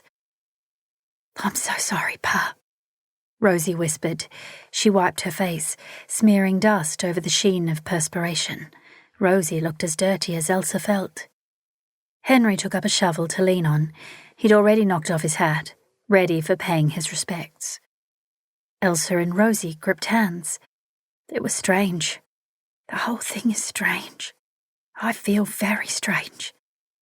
The lump in her throat was growing again. Here they were, filthy, their father just dead these last few hours, and George 3 weeks gone. Now he's in his grave, and there is a blacksmith's son standing by with a shovel. And the day has suddenly become very hot. And I really feel quite peculiar as I'm saying a few mumbled words with my sister for our father. But now clods of earth are being shovelled back into the hole and—" She took a breath. It was done. Their father was beside their mother. Henry was whacking the back of the shovel on the low mound of earth covering the hole. Then he dunked his hat in the water trough again and helped himself to another drink. "If there's nothing else you want doing, Miss Putney." With a shake of Rosie's head, he pocketed the shilling offered, slapped on his hat, and looked at Elsa. "I'm better than that mad Pete Southey that's coming after you. Remember that, Elsa Goody." He waved and began walking back to the town. Rosie regarded her sister. "You will tell me about that later." Elsa looked away. "Nothing to tell." She stood by the graves. Her mother's had a cross on it, which was leaning a little in the loose soil. The roughly carved letters read, "Kitty Goody, died 1889, loved wife and mother." George had made it and had, just weeks before he'd left, painted the letters he'd previously meticulously carved. Elsa reached down and straightened the cross. Who would they get to make one for their father? Her throat squeezed. "We must get a stone marker for them," she rasped. "One so that the words don't disappear." At her sister's silence, she looked across. Rosie was on her knees, doubled over and weeping silently. This time, when Elsa put her hand on Rosie's shoulder, she wasn't brushed away. Still, her own tears wouldn't come. There should have been tears for the loss of her father, and for her mother, and her 3 brothers. Elsa would have to let Rosie cry tears for her as well. Elsa had directed her sister out of the afternoon sun and into the hut. A bowl of now dirty water and a freshly filled pitcher stood on the narrow table inside. They had each divested their dresses and washed. They'd sat, still in their boots and their chemises, with pinafores tied over, and sponged off the dirtiest bits on the dresses. Once they'd been brushed down, the garments were left to dry over the hitching rail outside. No one would see them. No one was expected. No one would come. News of their father's death would eventually reach the few folk still left in town, and maybe tomorrow people might visit to offer condolences. Elsa had given the last of the bought feed to Pepin. Then she'd rubbed him down, and he seemed content enough. Now back inside, she used the washcloth again and felt refreshed. She retied her apron, feeling better having it over her chemise. Rosie had done the same and was patting her face dry. "I've wanted to talk to you about something all day. Something I've thought carefully about." She discarded the towel, placing her palms flat on the table. "It came to me this morning when I left you in the shop," she said as she twisted her wedding ring off and put it back on again. "What is it?" Elsa had let out her hair and was trying to drag her mother's brush through it, the only thing of Kitty's she now had. Setting the brush aside, Elsa piled her hair up into a twist and pinned it as best she could. "Tell me," she prompted. "You are a grown woman now, well and truly as I am," Rosie said and hesitated. Elsa frowned. This does not bode well. "And we know that there is a tin of money somewhere," Rosie began again. "We know there was a tin of money," Elsa replied. Rosie let that go. "And as there are now no brothers of ours anymore." Elsa was listening. Her sister had a plan, but right now she couldn't presume what it might be. "Yes, we need to look after ourselves." Rosie was looking at her, and for the first time, Elsa felt as if she was an equal, not a merely tolerated baby sister. Elsa's eyes were scratchy and dry. Her throat hurt from the lump in it that still hadn't subsided, and she had begun to feel overwhelmingly tired. She sighed. "Of course we do, but you're ready to leave Frank and to leave me here to fend for myself, so I can't see how we could do that." She was tapping her fingers on the table. "However, if I stay here and you still have money in your pocket, I'd like to have a cow again, and that way we should both leave here, now," Rosie said, and closed a fist against her chest. "Or at least first thing in the morning. We have the cart and Pepin. Frank is not expecting me back tonight." She patted her side. "And I do have some money in a purse here." Elsa thought for a moment, her mouth set. "Is that why we had to bury Pa so quick?" "No, that was plain necessity." "It was too quick." "Have it your own way, but the weather was against us." "It is done." Rosie sighed. "If you don't want to come with me, I'm still going, and I will take Pepin and the cart." She stood up. "Yes, no point waiting, is there? I'll go now, so that you can sit here on your righteous backside and be the spoiled brat of the family you always were. Good luck finding something to eat while you're at it." They both glanced at the basket of bread and buns and pies left abandoned this morning. "We should truly eat those pies soon," she said a bit more softly. "But after that, good luck finding food." Elsa could not believe what she'd just heard. "I was not spoiled. I worked as hard as my brothers when they were here." Oh, that sounded so odd. "But I have my own mind, and I will always speak it, and get away with it. Not so, on his dying bed. That was only this morning. Pa said that he wouldn't consider that I administer all those grand ideas about the rights of us women." Rosie shook her head. "Yes," Elsa declared, "the laws allow it now. And you well know there's to be an election in April, and I intend to be the first woman to cast a vote." Rosie scoffed. "Where? In Adelaide?" "No, here!" Elsa cried. "There is to be a polling booth here, in Robe. We are in the Albert electorate. And so next you'll be our new governor, I expect." Elsa scowled. "I will be exercising my right to vote," she said between her teeth. "And that's a nice word-for-word quote you've read at some point," Rosie said, a dismissive wave of her hand following. "If I'd known that by saving all those newspapers for you, we'd have a raging suffragist, Elsa corrected. "And for your information," she erupted, "the governor is appointed by the Queen, not by the general public." "You'll stand for Parliament, then," Rosie goaded. "No women have decided to stand. If you'd read all the papers you saved for me, you'd know that. God, listen to you. No wonder people laugh." Elsa bristled. She certainly didn't mind being vocal about her views. Perhaps other women were smarter than she was, keeping their views to themselves, but what good would that do? I don't care if they do laugh. I'll stand up for what I believe in. Otherwise, how will things ever change? Yes, yes. And as impoverished as you are, no doubt it will serve you well. All this reading and standing up for what you believe in, and changing everything by having one single vote. Rosie dusted herself down. Well, I can't waste my time squawking about that. I've made up my mind and I'm not turning back. I'll take a few things from here and be on my way, so that I can stand up for what I believe in. Oh? And that's to leave your husband and be destitute, is it? Don't be churlish. You know nothing of marriage.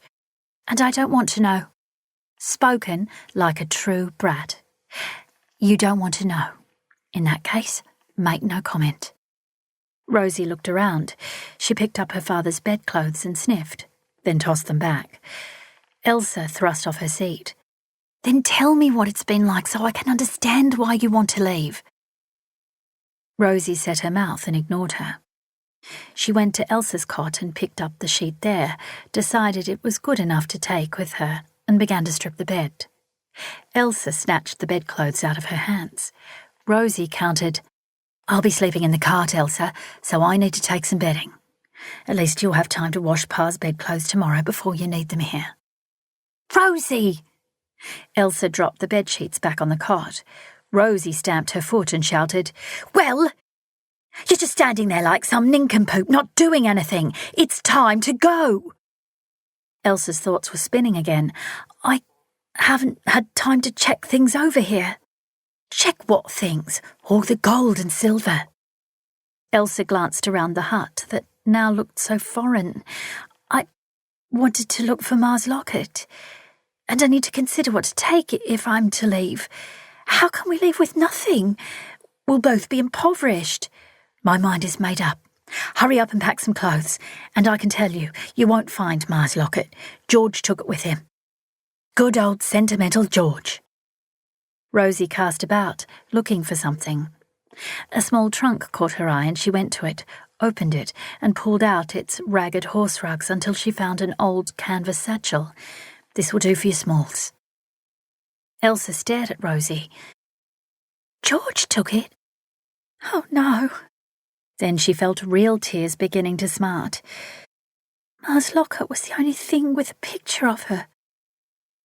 Rosie flipped the satchel to the floor.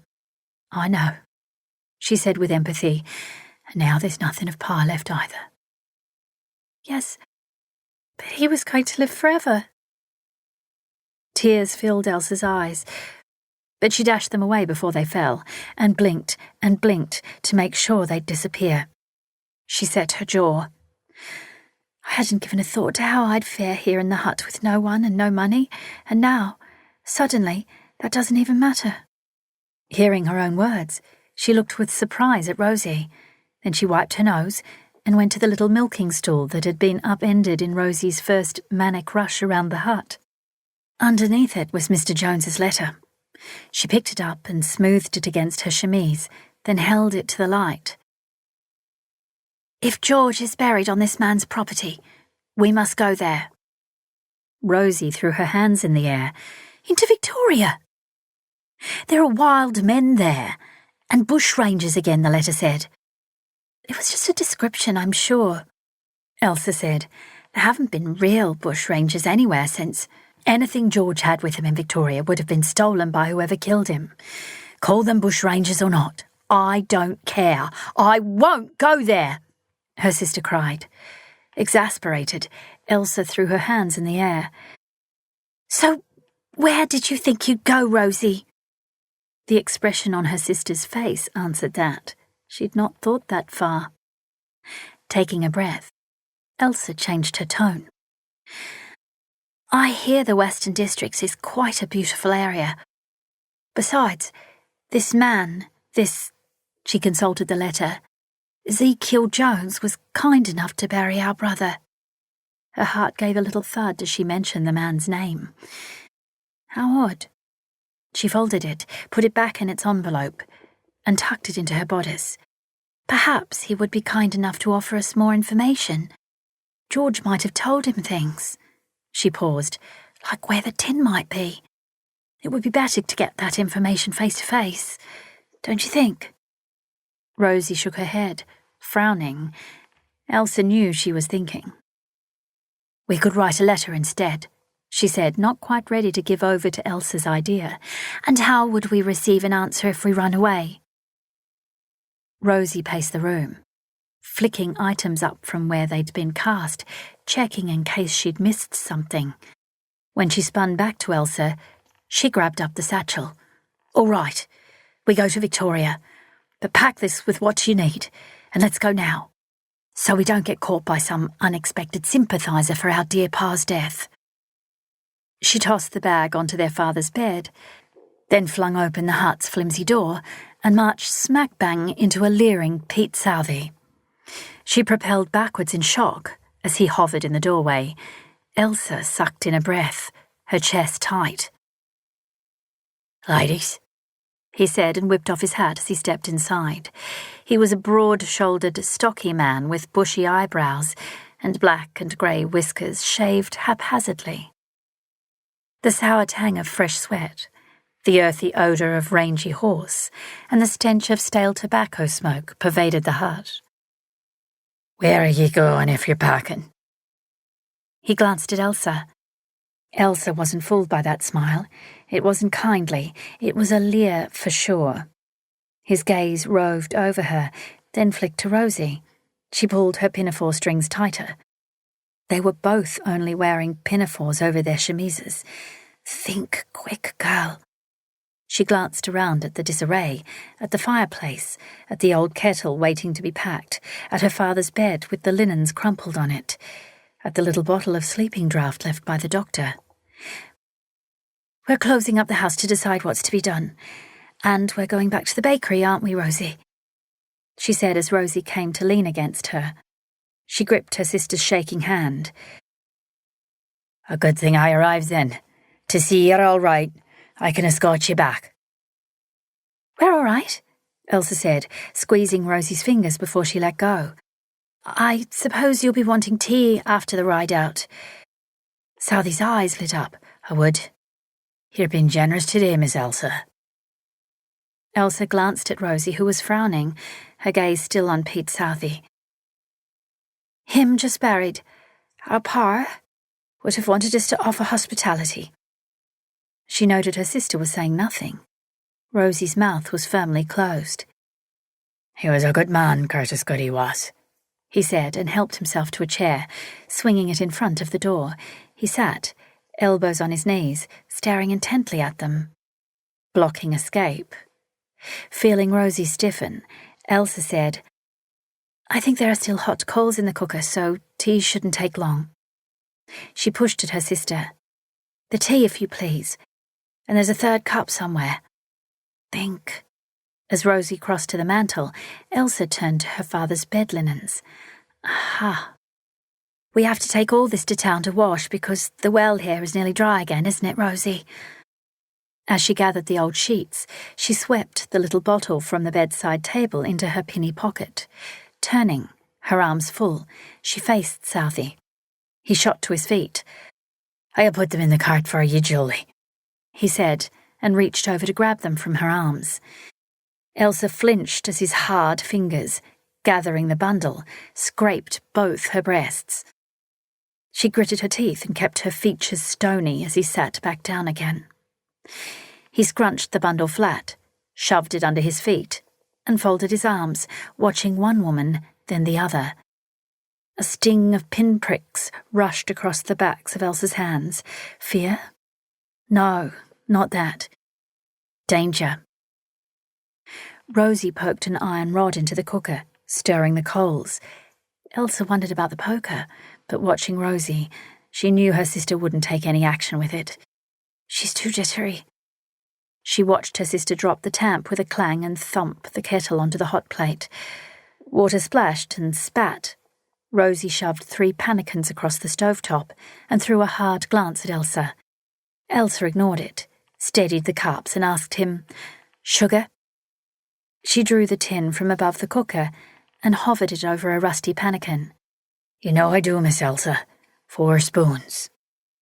She waited imperiously, dared him with a glare. "If you please," he added, and shuffled in the seat. 4 spoons indeed. Such extravagance, you great gormless hog. Go wallow in a swamp somewhere. Elsa took a spoon from the hutch drawer and cranked open the sugar tin. She fiddled, and with her back turned, palmed the little bottle in her pocket, flicked the tiny cork from its neck, and dropped tincture generously into the cup. Belatedly, she wondered if it was too much. Too late. A scent of cinnamon and cloves wafted up. She capped the bottle and dropped it back in her pocket. Rosie saw and chewed down on her lip. Elsa spooned sugar into a cup. Why does boiling water take so long? She jiggled the kitchen utensils. She reached for the ancient teapot on the mantel, lumped a handful of tea leaves into it from the little box on the same shelf, and set it on the stovetop. Rosie snatched up the switch broom and swept madly along the hearth. "Sad day," Southey said, no doubt warming to this picture of domesticity. "You ladies thinking straight, though. Getting ready to go to Frank's bakery and been under his wing and all." Rosie bristled. Elsa, rolling her eyes, turned her attention to the tardy kettle. Then, at last, the damn thing was boiling. She snatched it up, poured hot water into the teapot, and immediately filled their cups, careful to keep an eye on which one was meant for Southey. "You've not steeped the tea," he said, pointing an accusing finger. Terse, Elsa kept pouring. "We like it like that." "My house." "We're not in your house," she snapped and glared again, making a big thing of stirring his sugar. She finally handed it to him. "You know we don't have milk." "Perhaps I can fix that for you one day, Miss Elsa." Miss Elsa wanted to fix him with a clunk on the head. One of Pa's iron boot lasts, which sat by the edge of the hearth, would do nicely, but it was too hard to get to. "When you consent to—" "Our father has just died, Mr. Southey," Rosie announced, flinging the broom to the floor. "And we've just heard of George's death too. There'll be no talk today of consenting to anything." She hissed. Southey blew into his tea, slurped, grimaced at it, but said nothing. He's lucky he's got it in a cup and not dumped in his lap. What would boiling water have done there? Elsa didn't think long on that. Rosie was busying about doing silly, useless things with maddening efficiency, straightening discarded utensils, brushing down cleaned benches, grabbing the dish rag and flapping it at anything within reach. Waiting and watching her sister at work, long minutes passed. Elsa felt the sweat slip down under her chemise. She rubbed the spot. Then, when Southey's gaze followed, she dropped her hand and turned to Rosie. "We have all we need of Pa's things to take to Frank now, Rosie," she said quietly, yet loud enough for Southey behind her to hear. She nodded encouragement to her sister. Thankfully, Rosie responded in kind. She seemed to be quite collected now. "Yes, you're right, Elsa. Frank will know what to do. Perhaps we should go soon." "Yes, we should." Elsa turned back to Southey. "What say you, Mr. Southey?" she asked, and as she looked at him, he slumped, glassy-eyed, and fell over backwards off the chair. His tea spilled, and the empty pannikin rolled over his chest.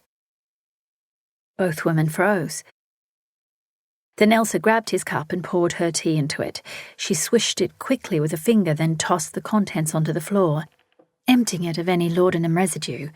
Its smell was distinctive, and she didn't want it to linger. Rosie flung out her tea, then used the dish rag to grab the kettle and pour hot water onto the coals in the stove. "And on the floor here," Elsa directed with a finger pointing over the puddle of tea staining the floorboards. She stared at Southey as steam misted the room. "He's well and truly sleeping, but I don't want to risk staying any longer than we must." Rosie stared at her agape. "You're a scheming witch, Elsa," she said, a light in her eyes. "I never knew you to be so practical, inventive." Elsa finished for her, and stepped around the fallen man. All this talk of bushrangers has made me quite daring. Elsa the bushranger, Rosie said in wonder, hands on her hips and her gaze on Southie's prone body. Hardly. Bushrangers had guns and such. Elsa bent to peer at Southie's closed eyes. A lady bushranger. Choice of weapon? Laudanum. Not a time for funny, Rosie. We have to drag him away from the door. Help me. Let's roll him over there. They loaded the cart in a frenzy. Elsa had taken most everything she could. Clothes, of course, and a spare pair of boots, the thin, ragged blankets, the flat mattresses, and any pillows still worth keeping. There wasn't much when it came down to it, but the kettle, cups, and tea provisions had to come with them. A pot. They'd have to cook from time to time, but she didn't know what. The matchbook. She ran her hand over the mantel and found it. She grabbed tins of flour and sugar, salt, preserved fruit that Frank had so kindly donated to her father. Avoiding Southie's body. He'd be all right. She'd given him only a little more tincture than prescribed for her father. She looked around the hut. Their father's old rifle took her eye.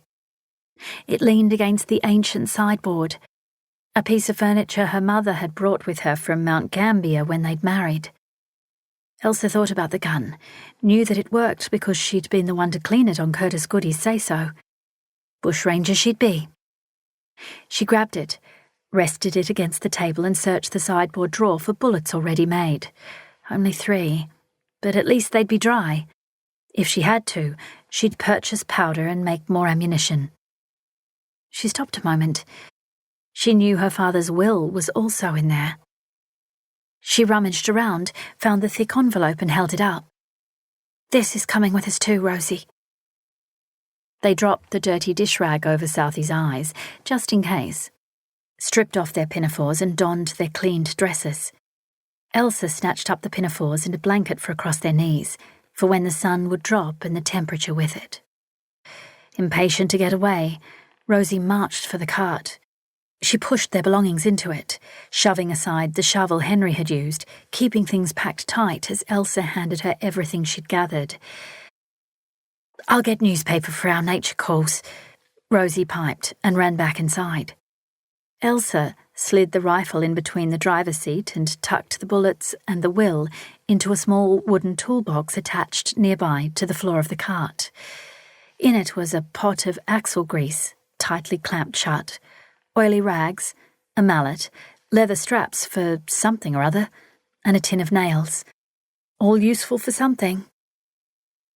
Rosie returned, threw a small bundle of newspaper into the cart, and beckoned with a wave of her hand.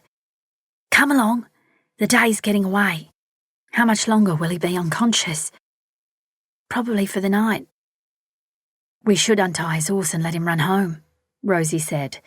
Elsa looked at the nondescript brown gelding, still saddled, standing quietly under a tree. Best not, she said. But there is one more thing we have to do. I'll need you to help me. She didn't wait for Rosie to get down, but headed around towards the water trough. There, on a timber stand, was a barrel of water. Rosie called, How are we going to manage that?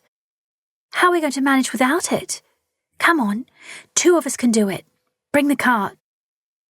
Elsa climbed onto the stand and with the heels of her hands hammered the lid down tight on the barrel. Rosie g-upped Pepin. Wrangling the barrel between them, they managed to hoist it onto the cart and slid it all the way along until it sat snug against the driver's bench. Rosie got back into the driver's seat, huffing and puffing, and muttering, Hurry up, hurry up. Elsa took one last look inside the hut. She stepped over Southie, only a moment fearful he would suddenly wake, and from stout nails on the far wall she grabbed her father's oilskin coat, as well as her own wide-brimmed and battered hat and the hand-me-down blue woolen jacket she'd worn for years. She'd tie one of her brother's long leather belts, much too big for her, around her waist to keep the jacket closed because she'd lost buttons and never bothered to replace them. Outside, she took a moment to stare at the pair of graves. one fresh, and one much older. She felt strange. She turned to look at the hut, squat, dilapidated. It appeared as if it was a life that was no longer hers. Ezekiel Jones's letter was safely tucked into her bodice, and knowing she was on her way to meet him, the man who'd buried her brother, there was that odd flutter in her chest again. Mr. Jones might be 110 years of age, and not able to help at all. Why on earth do I feel so unsettled about meeting him? Rosie's call distracted her. Up you get, Elsa. We're off to see that letter writer of yours. Nothing unsettled about Rosie's thinking, it seemed. Whether he was ancient or not, they were going to meet Mr. Jones. 6. Zeke knew it wouldn't be his kids when he heard horses approaching. It was too early in the day. When he looked up from the post hole, sweat dripped into his eyes, and he blinked away the salty sting of it.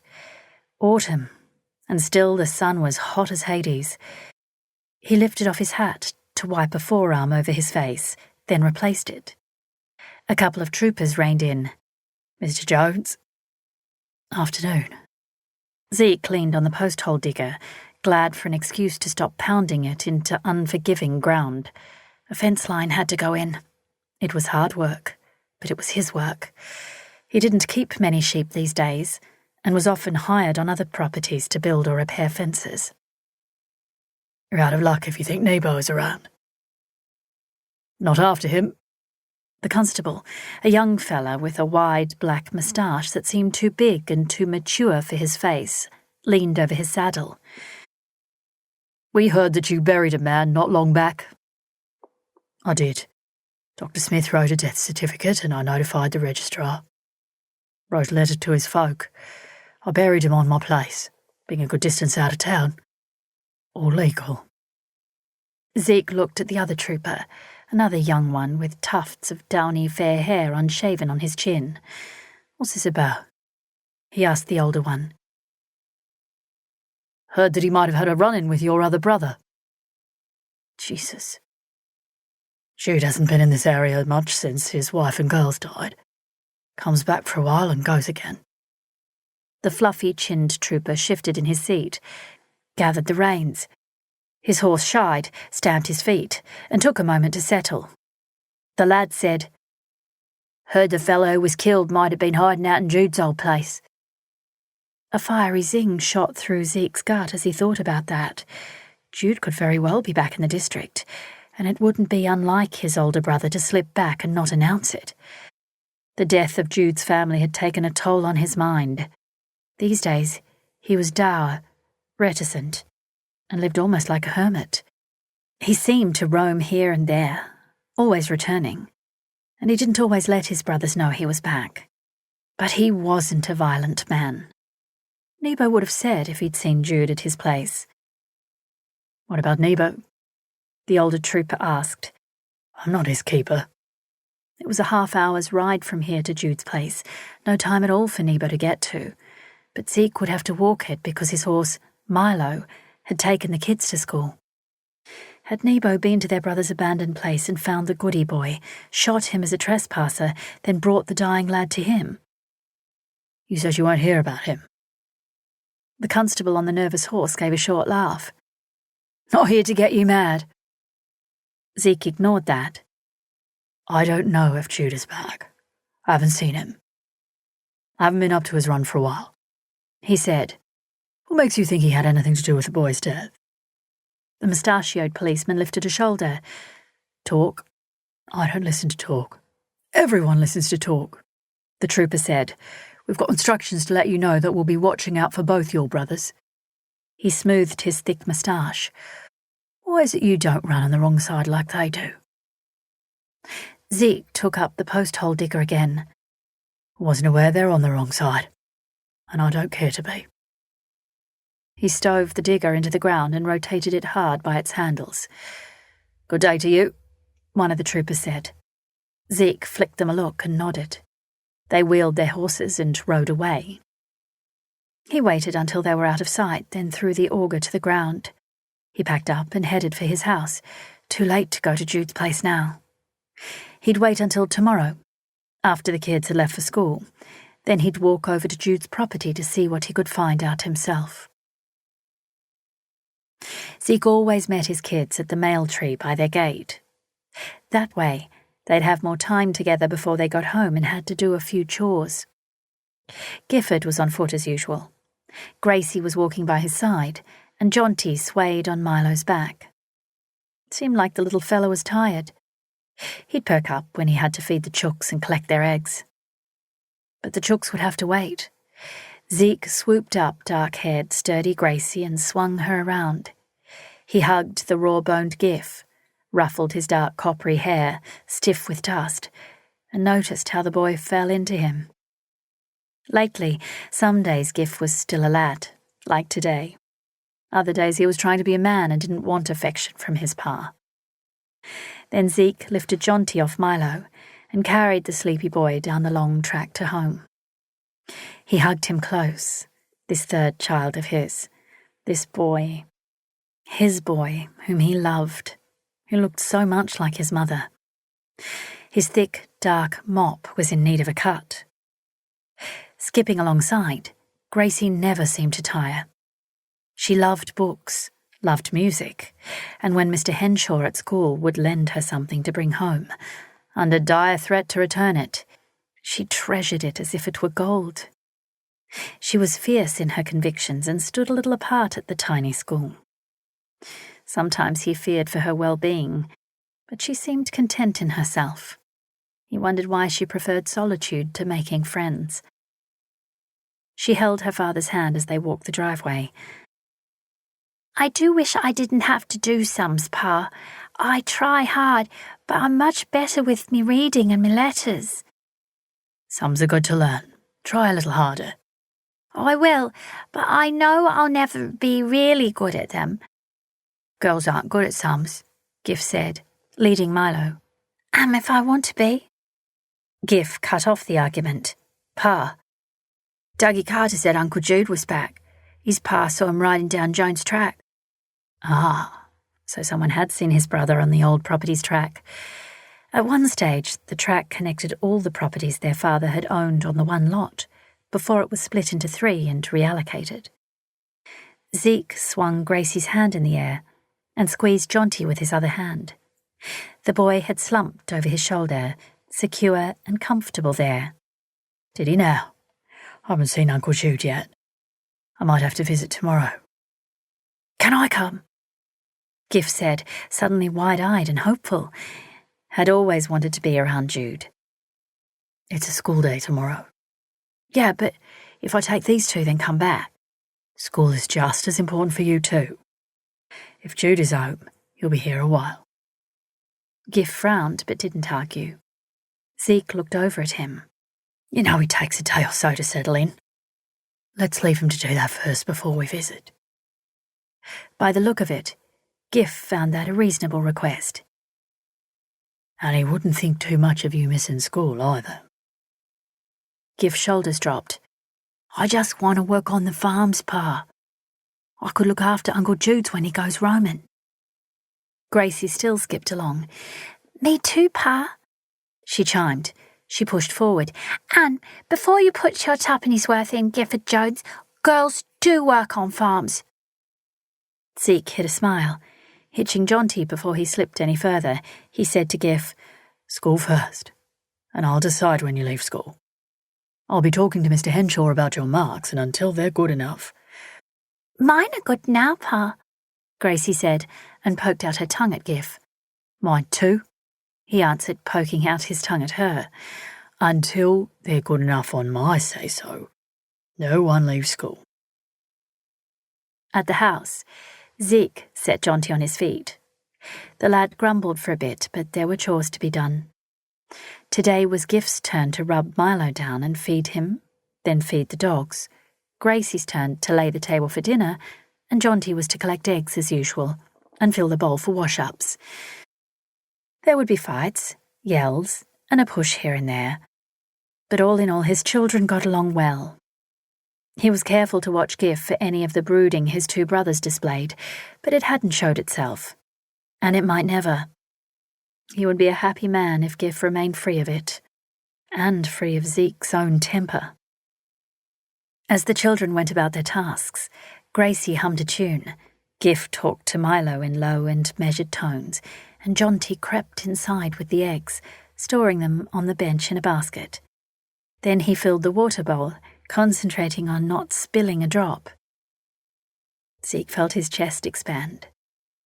He and Maisie had made these kids in those early days with love, in the days before she changed, in the days before his heart had gone to sleep. Filled only with his kids now, there was no room in his heart for anyone else.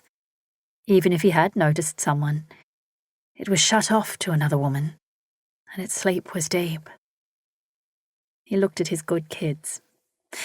He would see to it that they turned out to be good adults. A niggling thought wormed in. How much longer could he do it by himself? The older they got, the more the farm would be required to support them.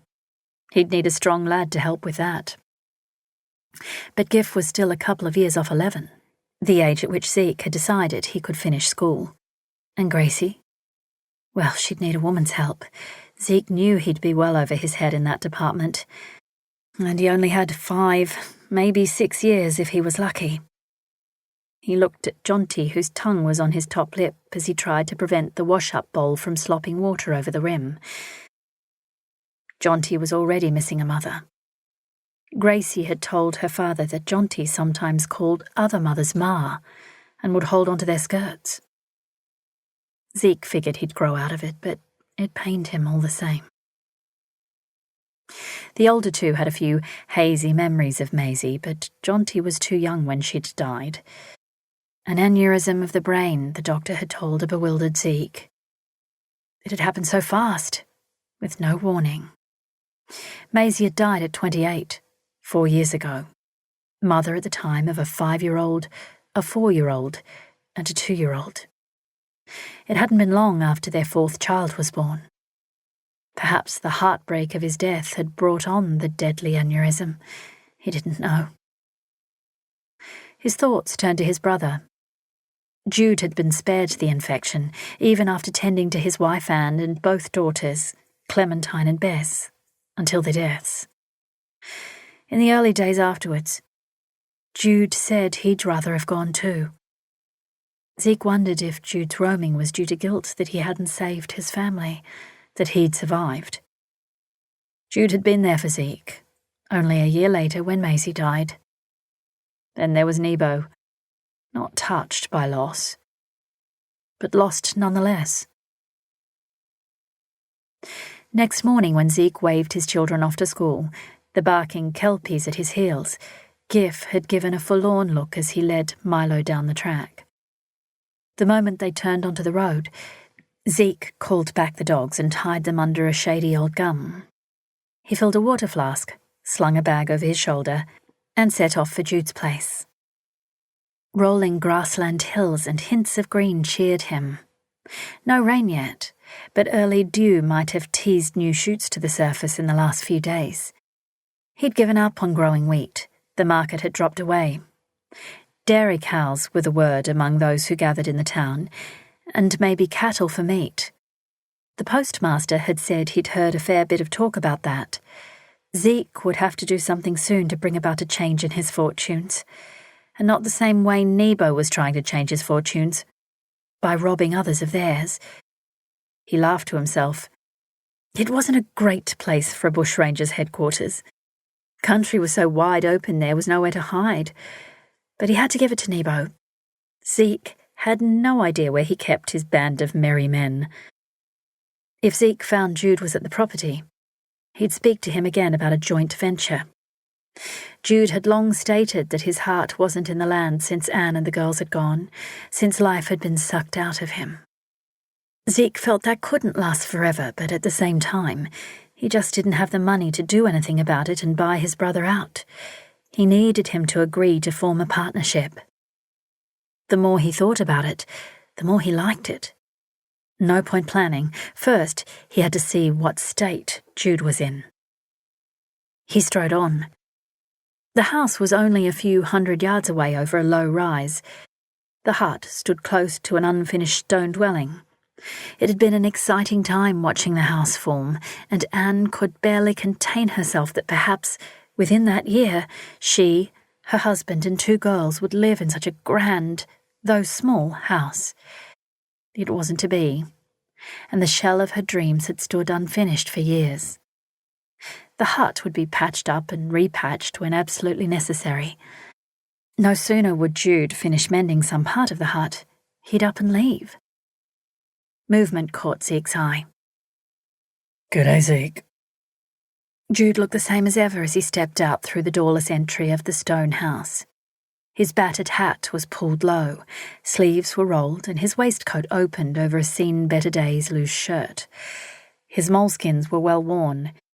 He was a working man of the land, as Zeke was. Zeke just didn't know where he'd been working, if at all. "You're back, brother," Zeke said. Jude spread his hands out. "Here I am." At 42, Jude was still lean. He had a frown, always, so his features looked dark and brooding. He'd always been a thinker. Zeke reckoned Jude's trouble now was that he was trying not to think at all. He had dark hair just like his brother's, but with a distinctive wave that swept back from his face and fell behind his ears. Shot with grey these days, it matched the beard stubble glinting with silver. There were even patches of snowy white in the whiskers. "Back for long this time?" Zeke knew not to step forward for an embrace of any sort. Since Anne had died, Jude kept his distance from everything but his horse. Even Giff stood back. Poor Gracie wasn't aware. He could barely pat her shoulder before retreating from her hug as quickly as he could. Perhaps she reminded him too much of his daughters. Grace didn't seem to mind. She still hugged him whenever she saw him. "Who knows?" Jude looked around as if seeing the place for the first time. "I reckon someone's been here. Maybe camped." Zeke dipped into his bag and pulled out the flask of water. He took a long swig. "A young fella came by. We think someone found him here, or maybe he was hiding here after he got into trouble. Nebo came around, just checking on the place, he said, and found the boy shot up bad. Brought him over home." "Nebo didn't shoot him?" "Don't reckon he did. So he brings the kid to me, and we got the doc, who did what he could, but the kid dies. Took his time, poor bugger. Raved on about his home and family. Just looking for adventure, I think. Came off second best." Zeke scanned the area too. "Find anything I should know about?"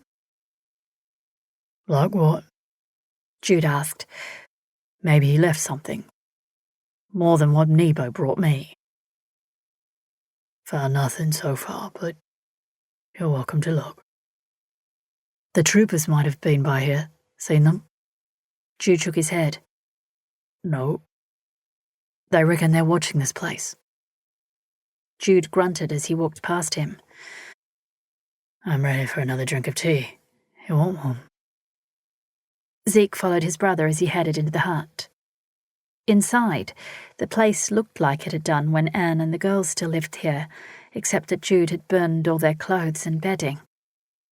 The 2 cots sat end to end on one wall, stripped of everything but the rawhide straps to hold the mattresses. On the bigger bed, Jude's, his swag was still rolled up. He would throw that on the ground outside, or if the weather was bad, take shelter in a rough humpy out the back.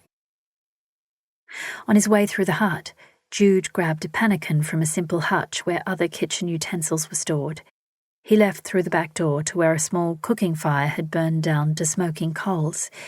He threw on a handful of leaves, tossed down a few sturdy twigs, and flames soon licked beneath the billy. His own pannikin rested on one of the rocks that circled the fire pit. Jude's horse was tied to a rail under the shade of a eucalypt. The saddle had been slung over a fallen branch. "You been here a couple of days?" Zeke asked. I Your kid's good. He took a seat on a sawn-off log. Dog's good. Busy. Zeke did the same. Kids and dogs, they're all good. Gift grumbles about going to school. Gracie loves it. Jaunty's just jaunty. Will be grand to see them. Interested to hear that, Zeke only nodded, coming from Jude, who these days would run as fast and as often as he could from home and family. It sounded like a change for the better. Jude dipped his cup into the billy and indicated to Zeke he should do the same. Matter of fact, Zeke said, dunking his pannikin, Gif reckons he's ready to look after this place while you're gone. Jude nodded. Don't reckon you'd let him out of school. Not yet.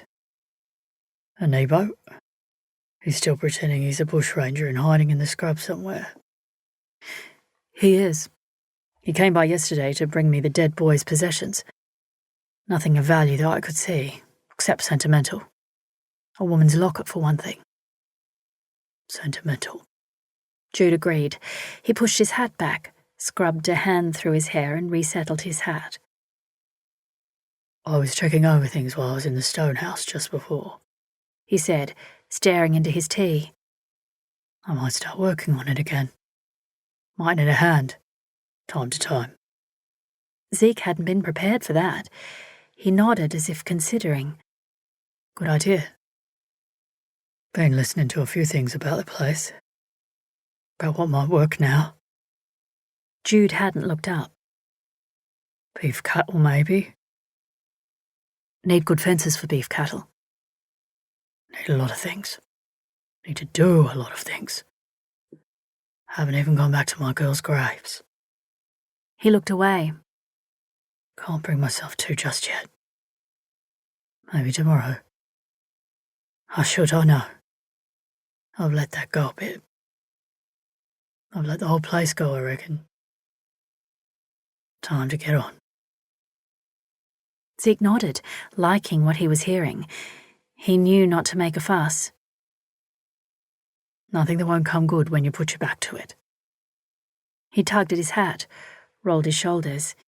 It felt good that maybe his older brother had found his way and come home. For a time, anyway. Jude held the pannikin with both hands, hunched forward. Been thinking that we might be able to join up somehow. Depends what you're doing.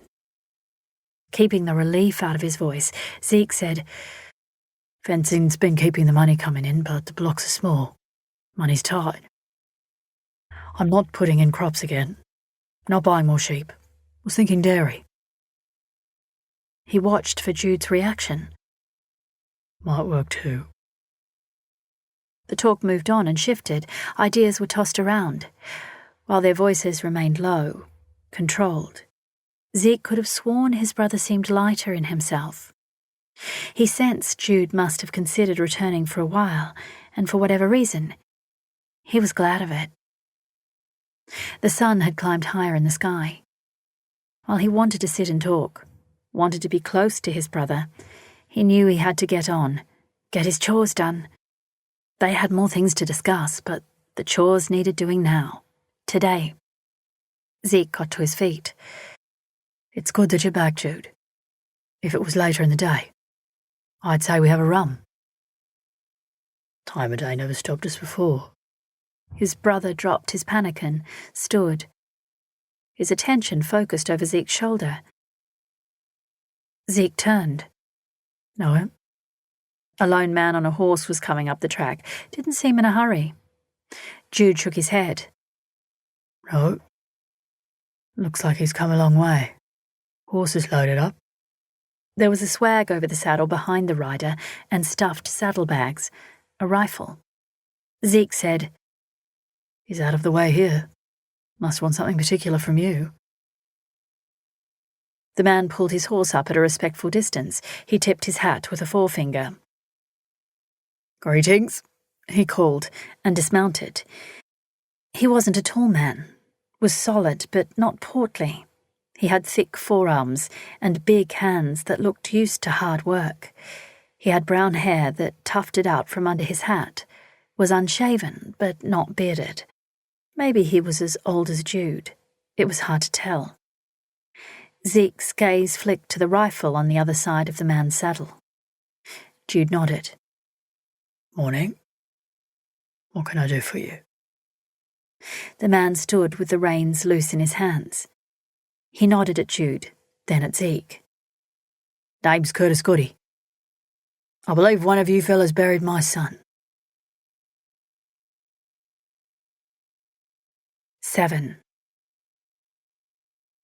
Elsa decided enough was enough for the day. The sun was low, and soon it would be too dark to see where they were going, even if they thought they knew. Rosie, we have to find a place to stop now. Yes.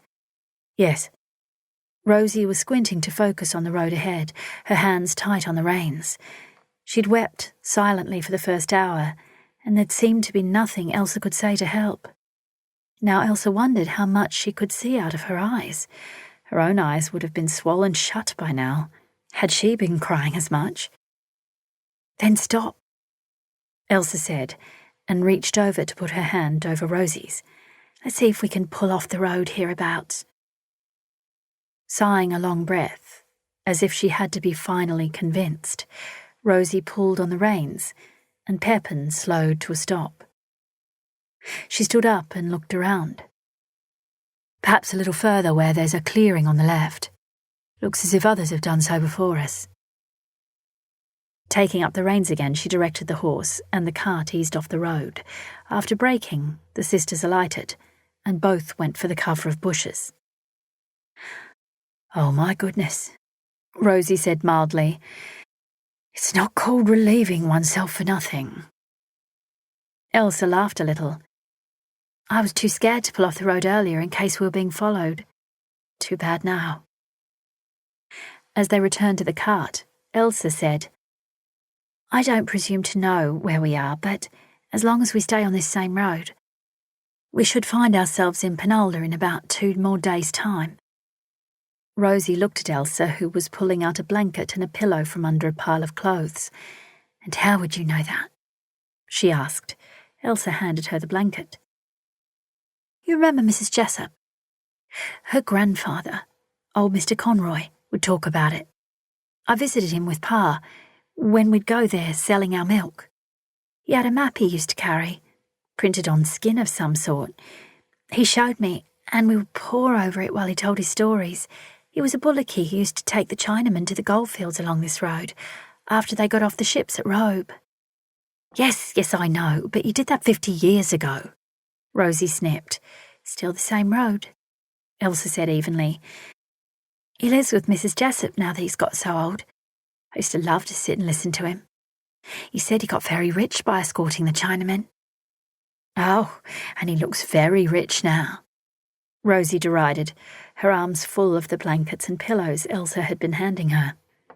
He said he remembers one woman walking down the main street, jiggling her many sovereigns, showing off that her husband had become so rich. A nice thought, all those sovereigns. All our sovereigns if we can find them. In the dim light, Elsa looked about. We need a place to unhitch the cart. Pepin must rest properly. She lifted a shoulder to ease an ache and heard the crinkle of Mr. Jones's letter in her bodice. If she could trust putting it somewhere else, she would, but for now it was safe. For some reason she liked having it close to her. Well, what have I got the blankets for then, if we're to work a while longer? So we don't have to get back into an unstable cart when it's not hitched up. Rosie almost smiled. My dear little sister, when did you ever get so practical? From very early on, Elsa thought, but kept it to herself. Come on, while it's light, let's set ourselves up. I don't think we'll want to build a fire tonight. She headed for the edge of the clearing. Why not? Looking at her sister, Elsa said, Frank just might come looking. Rosie's face threatened to crumple again. And we should eat those pies before we need to cook anything. They won't be any good tomorrow, Elsa said. Oh no, it looks like Rosie's going to be in tears again. You're not changing your mind about leaving, are you? she asked as her sister held on to the snivels. Not at all, Rosie said sharply and followed her. It's just that, suddenly, all this is reality. George has died. Then Pa dying. I've left Frank. You're with me. I'm worried about what I've done. Perhaps it's regret. Rosie hesitated. No, it's fear. They found a big enough space to unhitch the horse from the cart. While Rosie held Pepin, Elsa undid the overgirth, removed the breeching straps and pulled the rails from the tugs. It took some effort, but Pepin was patient. Then she pushed the cart back a little way and set the rails down. Puffing, she scrambled for a rock to wedge under one of its front wheels. A short, thick piece of fallen tree branch sufficed for the other wheel. Dusting off, she took Pepin from Rosie and led him to a tree. I'm impressed, Rosie stated. We should roll our bedding out over there, Elsa said, pointing to the other side of the cart. If it rains, we can get under the cart. They settled in, ate a couple of the pies, and took a drink from the water barrel. Elsa filled a small pail for the horse and he drank, seemed satisfied and comfortable. Before the sun set completely, they'd removed their hats and brushed out their hair. I don't think I should ever take my hair out, Elsa said as the mass of her wild mane resisted the brush. It crackled and bounced down her back as she pulled and tugged at it before she became impatient and retied it for bed. Now that it was dark, a silence descended on the world that to Elsa seemed peaceful after the day they'd had. Stars were bright. There was a half moon, and the sky was mostly cloudless. After bunching her pillow to give it a bit of a plump, Elsa lay back on it. Rosie had also plumped her pillow, and side by side, they stared into the night sky. After a moment, Rosie said, You haven't shed one tear yet. I know.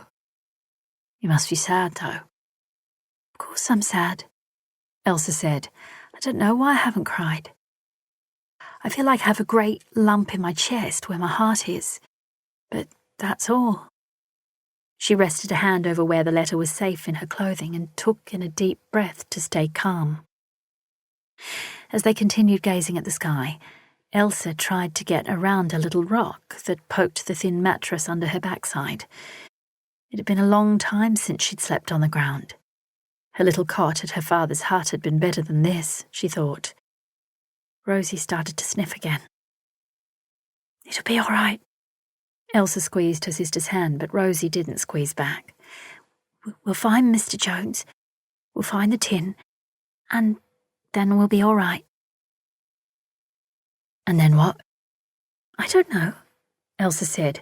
She had thought Rosie might have had some plan, but clearly not. Can't go back to Rope. Her sister said. There was no Pa to come back to, and no George.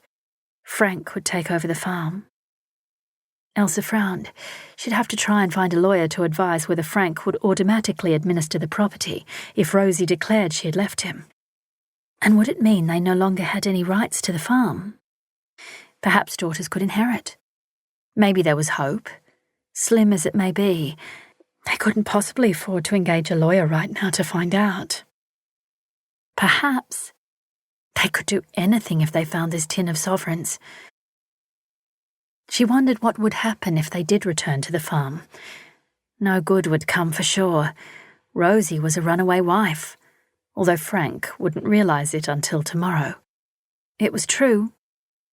How could Rosie possibly go back after that, even if she wanted to? What if they didn't go back? What if they stayed in Victoria? What if they found Casterton appealing? She felt a heat bloom in her cheeks. Why on earth would she think of that? Her hand went to the letter, tucked under her chemise, against her skin. How strange that it seemed to warm. Oh, that's silly. They had to go back. To come back home. Or at least she did. There was her one fervent wish, to be the first woman at the voting booth in Robe on the 25th of April this year. That was still many weeks away. She had to be back in South Australia by then, and if not able to be in Robe, then in another town where there would be a polling place. That might be a better plan. She'd avoid Frank that way, and Pete Southey. She tried to remember what other towns in the area had been reported as a place to vote. Nothing came to her. She would investigate how to vote as an absentee. All she needed to find was a post office and be able to prove she was a resident of the colony. Gracious me. Another obstacle. She was tired. Her throat hurt from the strain of holding back emotion. Not that she was doing it on purpose. Perhaps it was just a good sleep she needed. Elsa, I said we can't go back to Rope. Well, think of something. She patted Rosie's hand, and after a while, turned on her side to face her. Do you happen to remember if in the newspaper there was another polling booth mentioned? One closer to the border, perhaps? She waited a few seconds before realising her sister wasn't thinking, but had dropped off to sleep. Elsa sighed and rolled onto her back again. Stars twinkled. A breeze rustled the leaves. Pepin sneezed. She closed her eyes.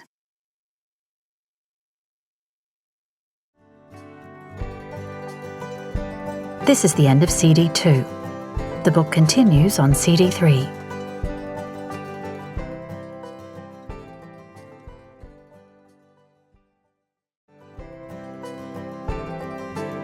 CD 3.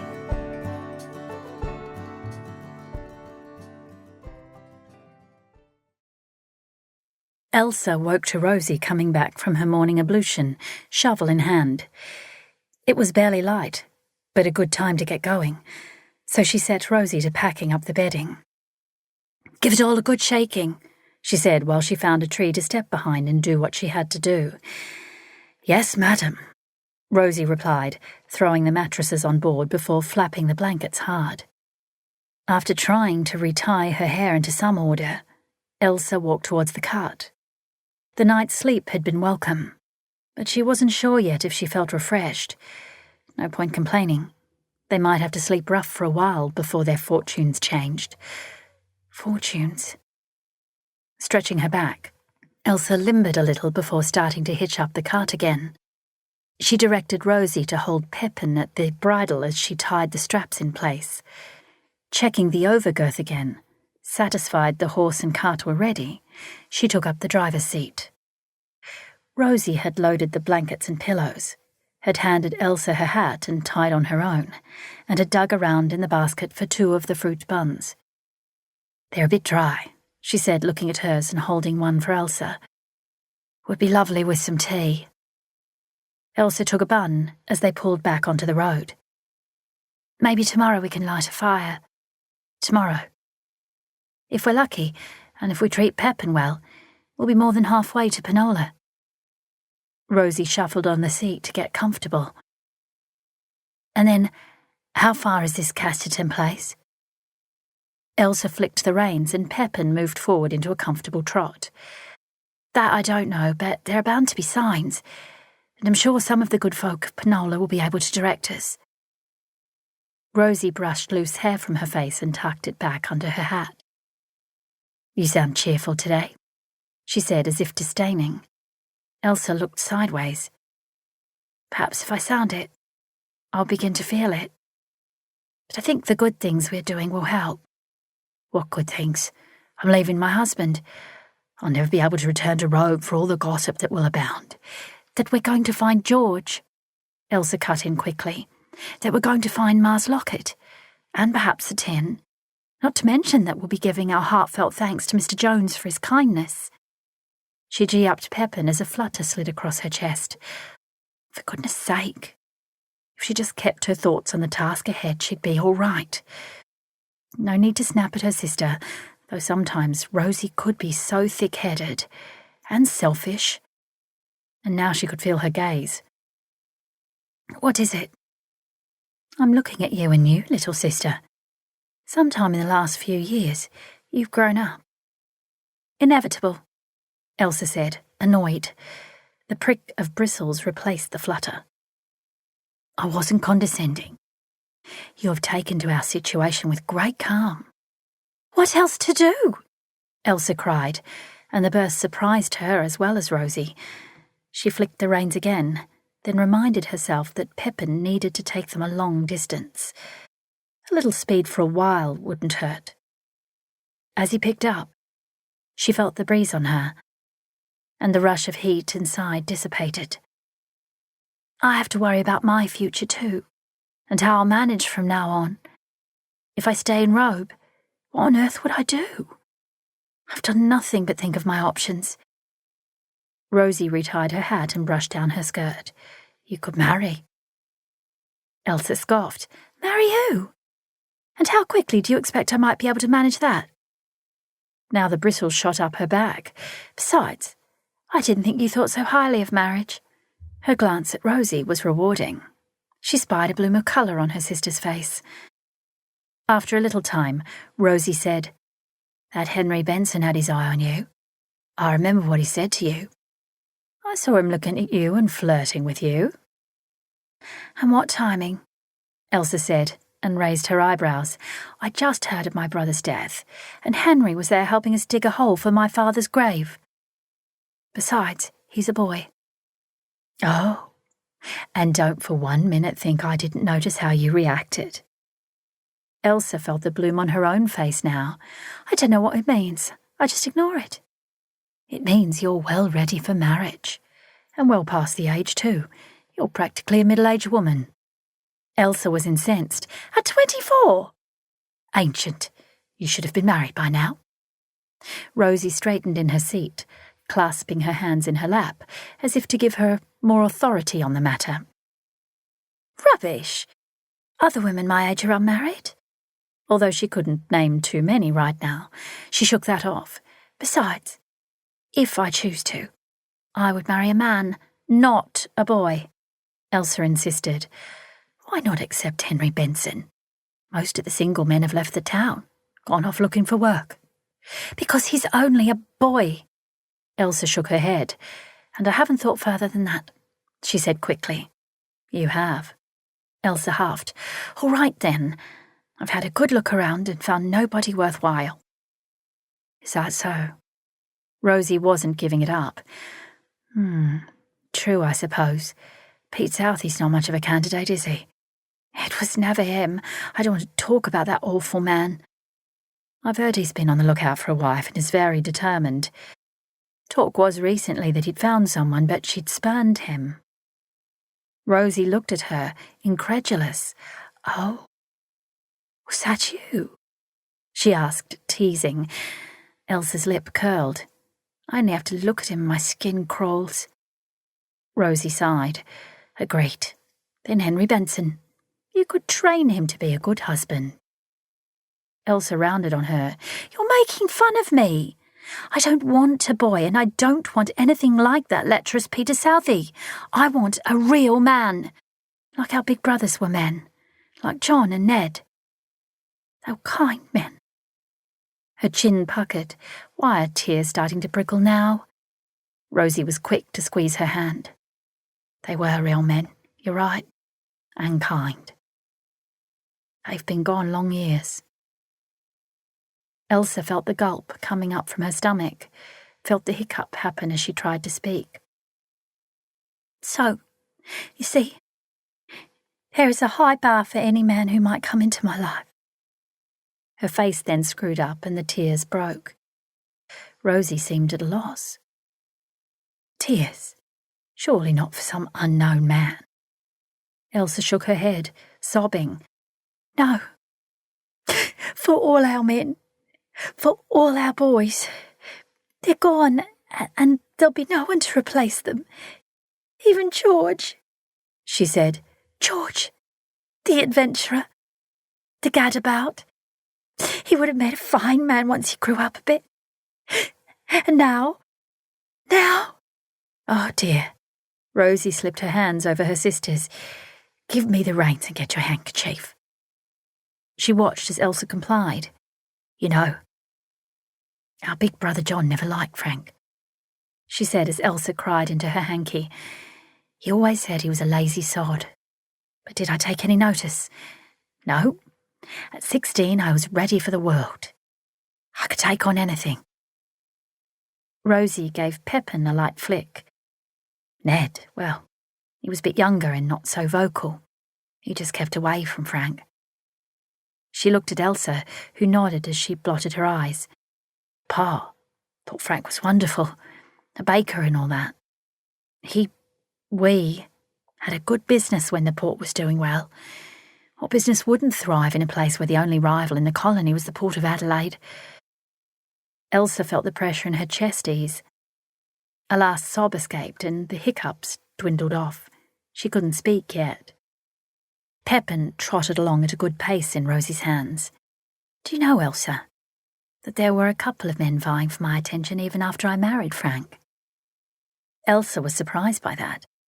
How does that happen? Her voice was hoarse. Once you're married, that's it, isn't it? Well, it's supposed to be, but I wasn't dead. I was just married. I suppose people take your eye here and there over the years, and it's up to you to ignore it. When things got bad with Frank. Bad? Elsa looked at Rosie through eyes that felt squishy. What do you mean? Not physical danger. Frank wasn't like that. Not like that Mr. Greenaway. Terrible man. Bashing poor Mrs. Greenaway and thinking nobody knew it. Nobody does anything for her, Elsa said, sniffing. No one can. Rosie squared her shoulders, but it wasn't that way for us. Bad, as in I admitted to myself that I'd made my bed and had to lie in it. I learned early on that I didn't love Frank. Never would. But what do you do? She bit her lip and shrugged. What did you do? This was all news to Elsa. She'd never thought for 1 minute that her big sister had a life that wasn't happy and successful, and that she might have had thoughts that strayed. Were they only thoughts that strayed? She sucked in a breath. Nothing. What could I have done? Back then I was too young and scared to do anything. I just wondered what things might have been like if I'd taken heed of John's words. I even felt a little... She cast a glance at Elsa, a little jealous of you, that you would grow up and perhaps choose better. I used to listen to you talk about the newspaper articles on the suffragists, all those written by some of their number. Rosie gave a laugh, and then I'd see Frank's disapproving look. Oh yes, he'd make his mouth go like this. Elsa made the face, puffing out her cheeks and pouting. Rosie blurted a laugh. That's the one. And then once you'd left the house, I'd get into such trouble about the newspapers. If I was reading them too, he'd say he was worried I would become... She dropped her voice to boom her last few words. Independent in my thinking. And you have? Not really. I don't care to have the vote. But having a vote means we can change the way things are, change the way the world sees us because we now have a voice. Oh, Elsa. How long do you think it would take for that sort of change? And would it stop what happens to Mrs. Greenaway? We women will still be helpless in the face of a bunched fist coming at us. Change would take too long for what I want. Then, some would say I got what I wanted at 16. Rosie gave a short laugh. I just didn't understand. And I did try to be a good wife, back then. Startled, Elsa asked, Back then? Does that mean... No, I never strayed. But as soon as I learned Pa had died, especially after hearing about George too, I knew I couldn't stay with Frank. All our brothers gone, our parents both gone, only you left. And I wasn't worried about what you thought.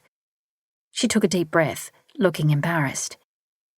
The only thing now is knowing that those gold sovereigns are somewhere out there and that they are my chance. Elsa swiped the handkerchief over her nose and tucked it away to wash later. Shaken, she said, Was I really not in your... I meant to say, the sovereigns are our chance, Elsa. If we find them, if we stay together, we will be all right. Elsa felt the gulps coming on again. She had always been the little sister, and long treated as if her opinions were not worth anything. Elsa knew how capable she herself was, and yet how often she'd been overlooked. And now Rosie had practically spelled it out for her. She had been overlooked, and had nearly been once again. That's why life at the farm with her father had suited her well. She went about her business, learning from her father, of course, but had no one telling her how to live, not until the subject of marriage had come up. Her father had tried, but he hadn't won that one.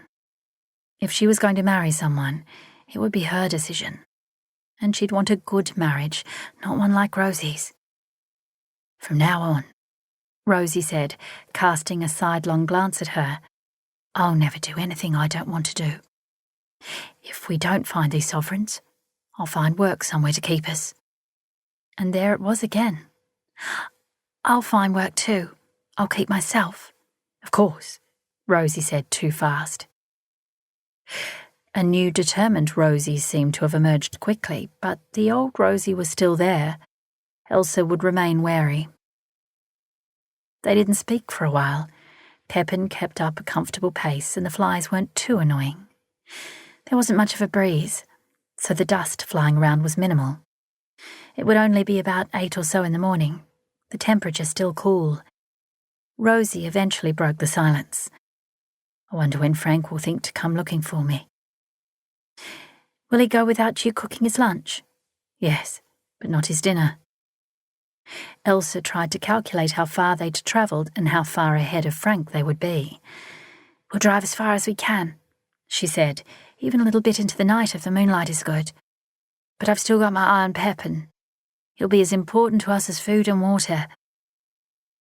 The cart racketed along the hard-packed earth of the road as it stretched ahead. Hardly a bend or a turn, so the sweep of the landscape could barely be seen through the dense scrub. After a little time, Rosie said, I wonder if Southie has woken yet. I don't care. Would he come after us? Elsa gave a little shiver. I don't think so. He'll go straight back to Frank. Saying nothing, Rosie nodded. She flicked the reins gently again, and Pepin picked up a little speed. Elsa rubbed her hands together and wiped them on her dress. Keen to change the subject, she said, I don't know how far we've come, but Old Kangaroo Inn is about 30 miles from home. If we get there in daylight, I say we push on a bit further. Wish the inn was still in its heyday. We could have taken some refreshment there. And come across all sorts of travellers and stragglers, and people drunk and rowdy. There was even a murder there, you know, and it's still unsolved. Elsa was trying to remember what she'd heard people mention when they spoke of travelling the Robe to Penola Road. Besides, it'd be the first place someone would look, checking to see if we camped the night. I believe there's still shelter there. She should have listened more carefully, but how was she to know she'd need that information? Rosie raised her eyebrows. Doubt a murderer will still be lurking, although perhaps there'll be those old-fashioned bushrangers around, she said, all wide-eyed. Not offended, Elsa said, I know you're making fun of me again, but you were the one scared of bushrangers and wild men. We don't know who or what we'll come across. 2 lone women. And a rifle, don't forget. Only 3 bullets. Then Elsa looked at her sister. She shrugged and smiled. Formidable, then, she said, nudging Rosie. Rosie nudged back. Indeed. 8. Lily Hartman stood waiting for Mr. Carrick to serve the customer in front of her. She'd come 3 miles from her farm for groceries in Casterton and thought she would treat herself to a fragrant cake of soap before returning home with all her stores. Though what on earth she was doing, buying as much as she had, was beyond her. She looked down at the basket over her arm. Stan had been gone nearly 7 years. Why had adjusting to her widowhood proved difficult from time to time?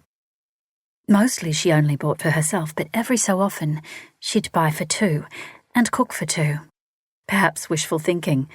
She did miss a man in her life. Lily was careful not to eat for two, and of course her finances would not stretch to that extravagance, and neither should her waistline. When she overcooked, she had to eat the same thing for days before cooking again. She felt like she'd aged decades since he'd died, and felt silly now, waiting in line for a cake of soap. As if that would make her feel more youthful or restore her scatty memory. She could make some soap if she put her mind to it. She should leave.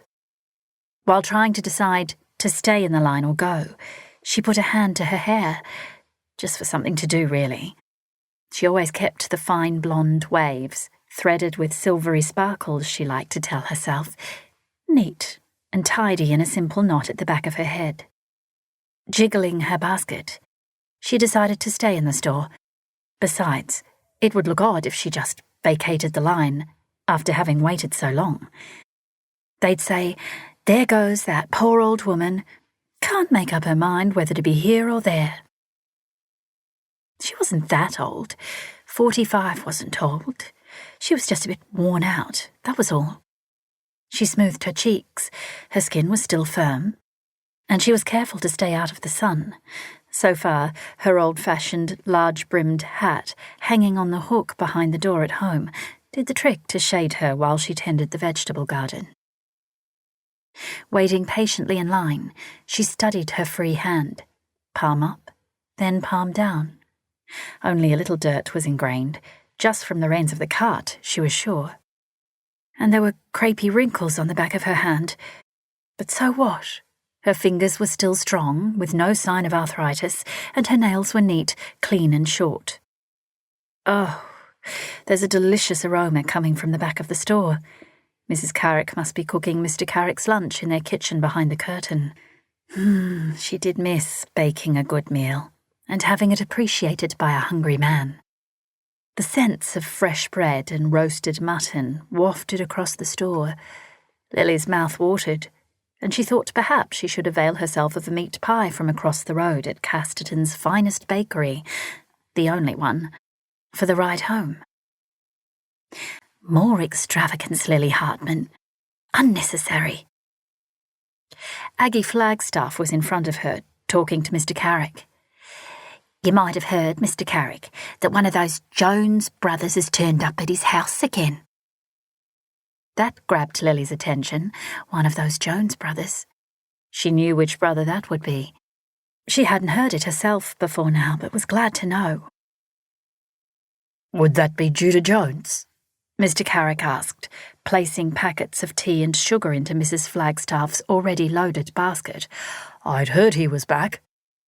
"Yes, and it will be a good thing if he pulls himself together this time and goes back to working that place of his." Mr. Carrick glanced behind her and inadvertently caught Lily's eye. He cleared his throat. "Mrs. Hartman, I won't be long." It didn't stop Aggie Flagstaff, who turned around. "Hello, Mrs. Hartman. You were friendly with Mr. Jones's wife, weren't you? Poor woman. And her two daughters. Such a tragedy." Mrs. Flagstaff's cheeks wobbled at the same time her hair wobbled when she shook her head. "But no point in the man wallowing in his sorrows, wasting time any longer. The good Lord gave us lives to live, and Mr. Jones should be well over his mourning by now." Lily only glanced at Mr. Carrick, who had the good sense to keep his mouth closed. "I was good friends with Anne Jones, Mrs. Flagstaff," she said, her voice low, "and a finer woman, and indeed a finer family, I have yet to meet." She had the pleasure of seeing Aggie Flagstaff take a moment to digest that. It's no wonder Mr. Jones has taken some time to adjust to his terrible loss. Unless experienced, no one can understand a bereavement such as he has suffered. Mr. Carrick nodded to Lily. "As you yourself have experienced, Mrs. Hartman." "Oh, Mr. Carrick, that's kind," Lily said. "Dear Stan had been ill for a long time, as you know, and I'm blessed all three of our children are still alive and healthy. But Mr. Jones was not so blessed." Mrs. Flagstaff appeared flustered. "Well, Whatever it is, now he's back, he should gather himself together. Do something about that disgraceful brother of his. Mr. Ezekiel Jones? Lily asked innocently. No, not him. Though he's been bad enough in the past. Got a temper on him, he has. It's the other one with that horrible biblical name. All the brothers have biblical names. Mr. Nebo Jones, then. Unchristian. I'm sure they're pagan names. But they are in the Bible, Mrs. Flagstaff, Mr. Carrick said, and kept a straight face when she gave him a look. In any case, she retorted, her cheeks on the wobble again, he purports to be a bushranger of all things. Next, he'll be calling himself and his cronies the Kelly gang. I'm surprised the constables let him carry on as such. Mr. Carrick spoke in a conspiratorial whisper. They have to catch him at it first. That Nebo creature clearly thinks it's all a lark. Mr. Judah Jones should take task over the way his brother terrifies good people. Lily glanced at Mr. Carrick, who kept his face deadpan, before she said, They're grown men. I don't see that it's any of Mr. Judah's business to control his brother. Until his brother bails him up somewhere. Mr. Carrick's eyes widened. Have you been bailed up, Mrs. Flagstaff? I most certainly have not, she said. There'd be such trouble if I had been, I can tell you that. Something to look forward to, then, Mr. Carrick said, and smiled his shopkeeper's smile. That'll be £1 too. Thank you, Mrs. Flagstaff. Distracted, bemused, the woman dipped into her drawstring purse and handed over 2 £1 coins. He pressed change firmly into her hand. Good day to you. Mrs. Flagstaff turned and spoke to Lily. Well, I only meant, yes. Good day, Mrs. Flagstaff. Mr. Carrick, if I could purchase one of those lovely bars of Pear's soap? Lily thought no more of Aggie Flagstaff as the woman swept by her on her way out. Certainly, Mrs. Hartman. Lily paid for her soap. With her heavy basket of goods over her arm, she nodded her goodbyes to others lined up behind her and left the shop. She headed for her horse and cart tied to the hitching rail in front of the merchant store across the street. The bakery was close by, but she wouldn't need that pie now. It was just as well she had a few extra things in her basket and in her pantry at home. Perhaps she'd begin baking again. Her neighbour, that very kind man, Mr. Judah Jones, had returned to the district. He would most probably need a good meal every so often. 9. It came as a surprise to Frank when Pete Southey, standing outside the shop's back door holding his head, said, I'm telling you, Frank, there's no sign of either of them. Grave's fresh dug, but no one's around, and no horse and cart. Frank firmly expected Rosie to be back any time now. He'd already closed the shop for the afternoon. 1 night away from home to tend to family matters was enough, and now she should be back to tend to him and his bakery. He undid his apron, hung it on a hook inside, and took in the state of the place. Abominable. Rosie would have her work cut out, so she'd better show herself soon. Annoyed, he stepped outside and pulled the door shut. Perhaps they're visiting someone, he said, though he couldn't think who. Don't think so. The bids are stripped. Frank frowned. Maybe the women thought to make a new start, burning the bed linens or something. Mate, even the mattresses are gone, oilskins gone, food, the billy, all gone. Folding his arms and now uneasy, Frank eyed Southey. What were you doing out there? This bloke, a man Rosie always said had a shady gleam in his eyes, smelled of the day's sweat and cow shit. Frank rarely let him inside the shop. Pay my respects. What else? So you went inside the house? I yelled out, walked around the place, thought I'd check in there when I heard nothing. Simple enough explanation from Southey, but where was Rosie and his sister-in-law Elsa? Well, I can't do much about it now. Rosie's got out Pippin in the cart, so I've got no transport. Besides, I reckon they'll be back directly. Hard to hear that you've lost your only remaining brother, and then you have to bury your father. I expect they've gone visiting some lady friends for tea and tears. But inside, Frank knew. Southey rubbed his ear. Well, if you say so, Frank. But if they're not back tonight, I'm happy to go look for them for you. I'm fair taken with myself, as you know. Frank wasn't thinking of Southey's matrimonial quest. He was trying to think if there'd been anything Rosie had said that he might have missed.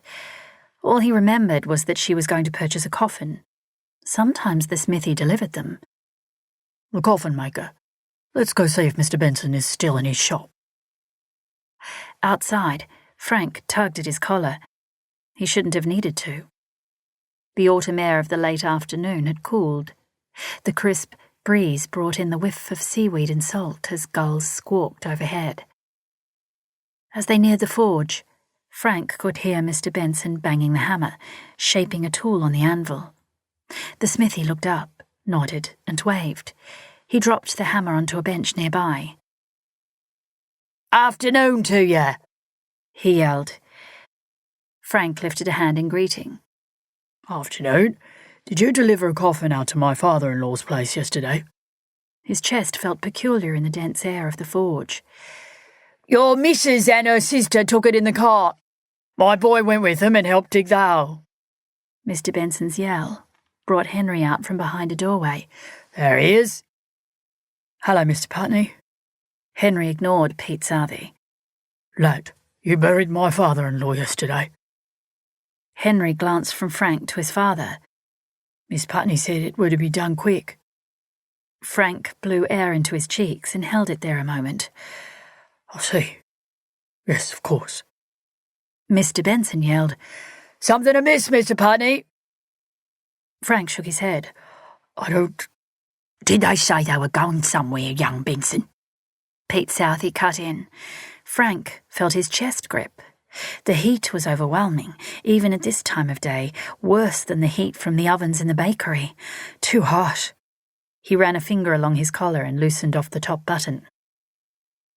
Henry Benson stared at Southey, then scratched his forehead. Don't recall that. Looked to me as if they were going to settle in. No mention of returning to town here. Otherwise I'd have got a lift or walked back in. Frank felt sweat on his scalp. I need to get out of here. Southey stepped forward, a menace in his tone. How long were you out there for, boy?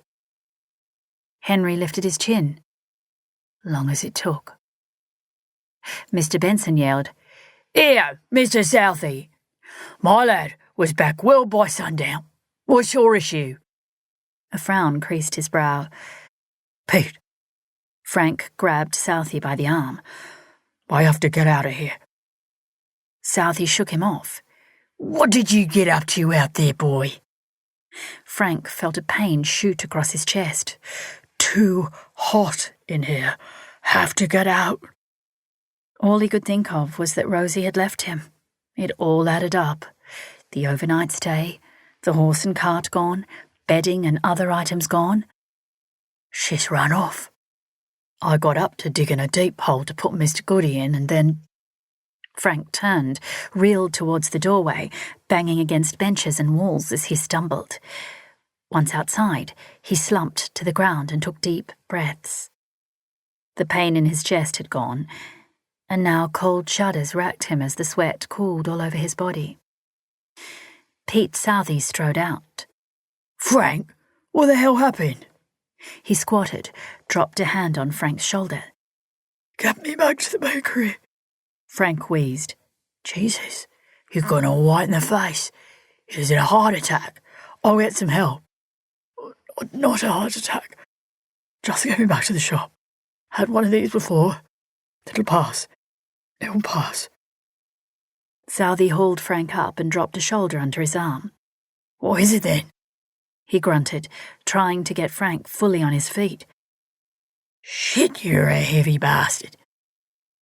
Back at the shop, Frank lurched in the back door and waved Southey away. I'll be right. It passes, and I have medicine I must take. Southey stood in the doorway. Anything else you need, Frank? I need a horse. I need to get to the Goody hut. Frank said, his chest easing. If my wife has gone somewhere, I need to know her father's will is safe. 10. Nebo poked at the campfire with a long stick. Do you reckon Billy Watson told the troopers where we were? He looked across at Glenn Barton, who had sat on the ground, holding a pannikin of rum. Not if he knows what's good for him. Barton swallowed from the cup. His blonde hair, dirty and flattened, looked as if he'd sat a bowl on his head rather than a hat. He picked up a glass bottle, yanked out the stopper, and poured another generous shot. Reckon you scared him well enough. He held the bottle out to Nebo. Roughed him up a bit is all. Don't want any loudmouth gun-happy fools shooting at anything that walks and bringing it all down on our heads. Don't want murder on my plate. Gentlemen bushrangers, that's us. Nebo snorted. There's us. But it's a good thing we moved camp. The troopers won't find anything if they do come knocking. Barton studied his cup.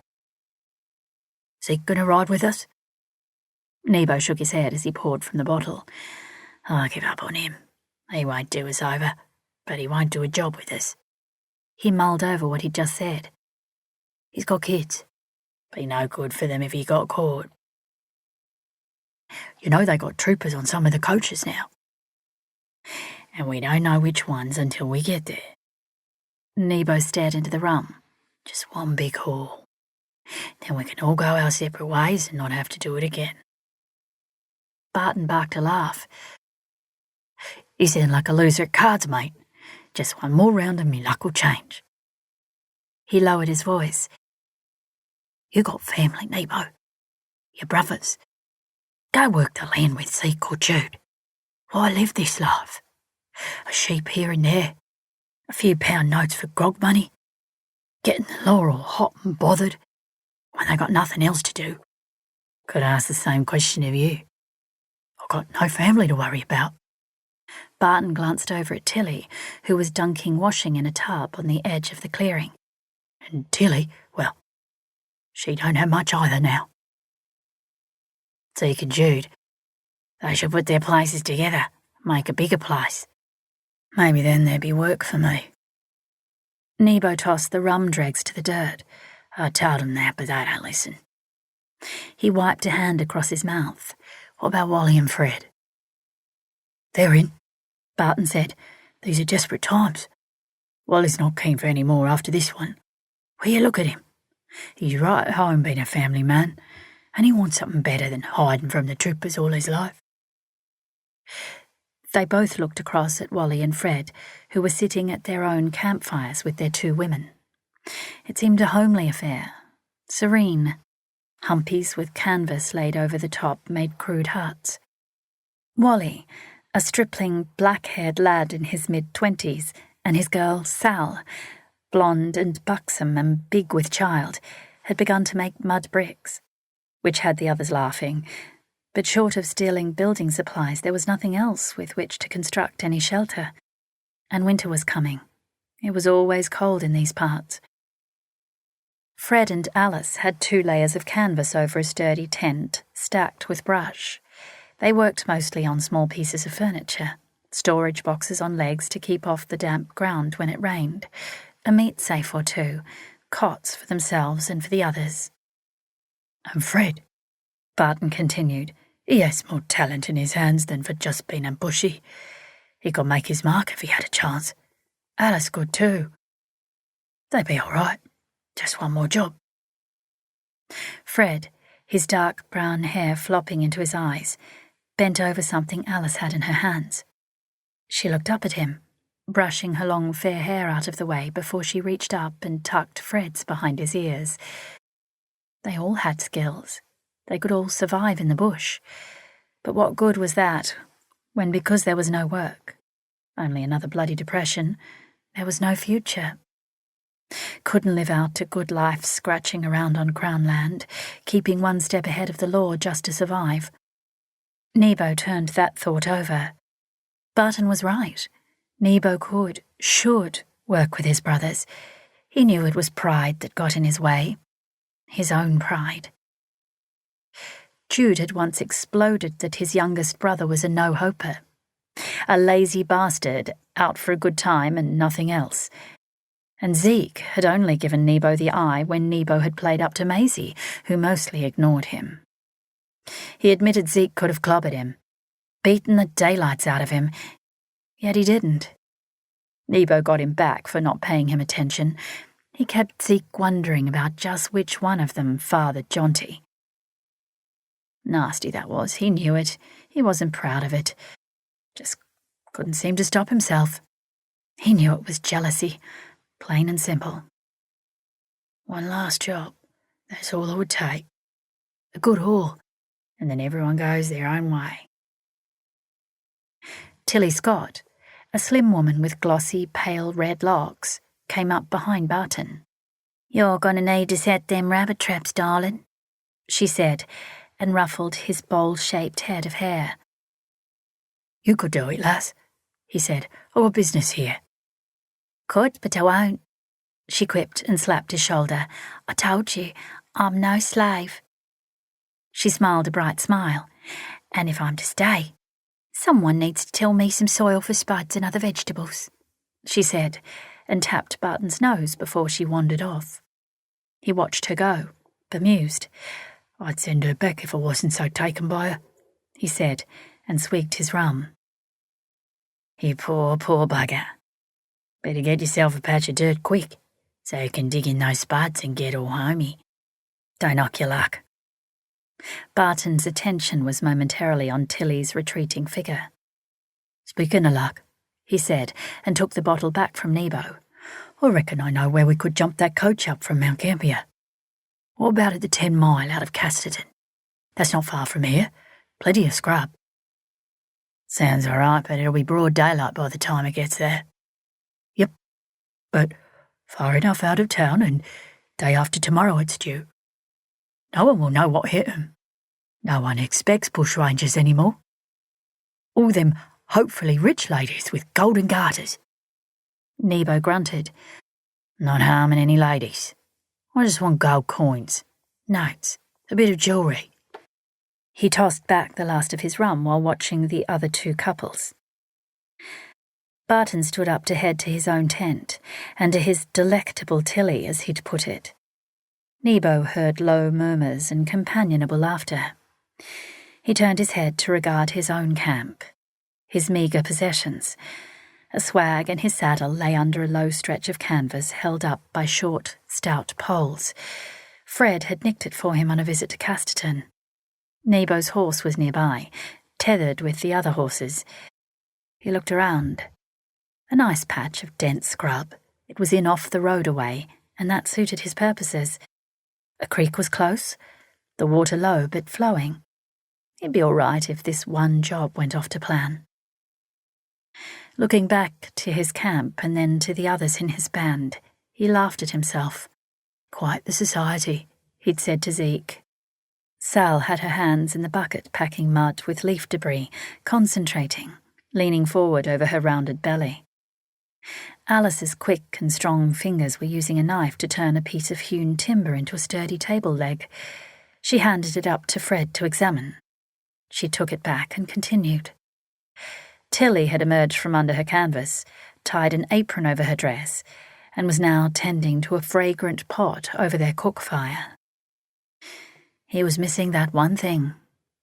The thing he'd been hankering for ever since Zeke had married Maisie. And it wasn't just slipping his cock into a warm, tight body. A wife remained elusive. 11. Elsa slowed Pippin as soon as she could see the Kangaroo Inn on the rise. Worn out and hungry, all she wanted to do was stop, alight, and try to ease the burning bruises on her backside. Being in the driver's seat all day on these roads did her rump no good at all. Are you sure you want to drive right past? Rosie said, adjusting her hat in the late afternoon sun. This looks to be quite an imposing place, so if there's no one else here, why not stop? Elsa kept hold of the reins while wiping a forearm over her face. She flexed her fingers. They smelled of leather and dust, were greasy with sweat. She should have thought to bring gloves. She was desperate for a bath, or at least a deep bowl of clean water. We'll see. I think I'd rather be off the road. If others are travelling, you've mentioned that already, but I'm tired. Rosie cleared her throat. You must be tired too, all the driving. She balanced on one side of her backside and rubbed the other. I feel like I should get off and walk the next 100 yards. As they pulled up to the stone buildings, despite plentiful daylight, the sisters were confronted with an eerie silence. Once a grand staging place for Cobb & Co., the inn had provided a haven for coach drivers, horses, and travellers alike, needing a reprieve. Now abandoned and crumbling, the place was unnerving. Rosie alighted. I just want to stretch a bit. When Elsa protested, pointing out the dangers, she said, Come on, it won't be long. Having climbed down from the seat and tied the reins to a sturdy branch on a shrub, Elsa went to the water barrel and poured a drink for the horse. She told him how good a boy he was, and that it wouldn't be long before they could stop for the night. Pepin seemed satisfied, nodding that he agreed. Hands on her back and stretching, Elsa looked around. Rosie had wandered a little way closer to the abandoned inn. I read that it was built ages ago, before the gold rush, and now it belongs to a Mr. Donald on Gillop Station. Elsa called, still stretching. You'd think he'd upkeep it. It could still be useful if he did. Rosie wandered even further. I'm finding a privy spot. Hurry up, Elsa answered, and went in the other direction to find her own. When she returned to the cart, Rosie was already on board. If we have to leave here, let's go. Your stories earlier today of murderers and drunken travellers have begun to send shivers up my spine, she said. Something sad about all of it here. They pulled up again, Elsa estimated, about 3 miles further. A cleared patch of scrub allowed them easy access to a spot off the road. As she directed Pepin, she decided they'd gone into it far enough when, looking back, she couldn't see the road. She reasoned nobody travelling would be able to see them now. Rosie clambered into the back of the cart and threw the mattresses and blankets to the ground. Elsa unharnessed Pepin, chocking the cart after loosening the girth and the straps, and used the rag from the wooden box to give him a short rub-down. They needed to find running water soon, Elsa thought. Oh, to have a bath. As her sister shook the mattresses, she was huffing and puffing and dust flew everywhere. Then there was the matter of their dirty clothes.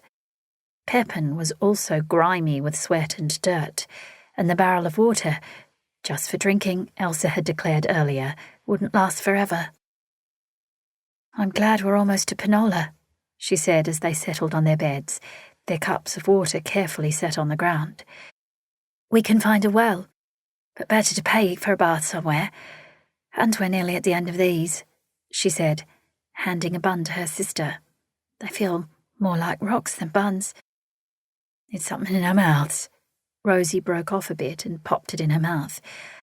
I'm sure the township of Pinola has a decent bakery, she said around the chewing. Elsa shifted, wriggled on the mattress and sat still, a long sigh escaping. It feels good to be off that cursed cart. She took a bite of stale bun. I'm not sure my backside will ever recover.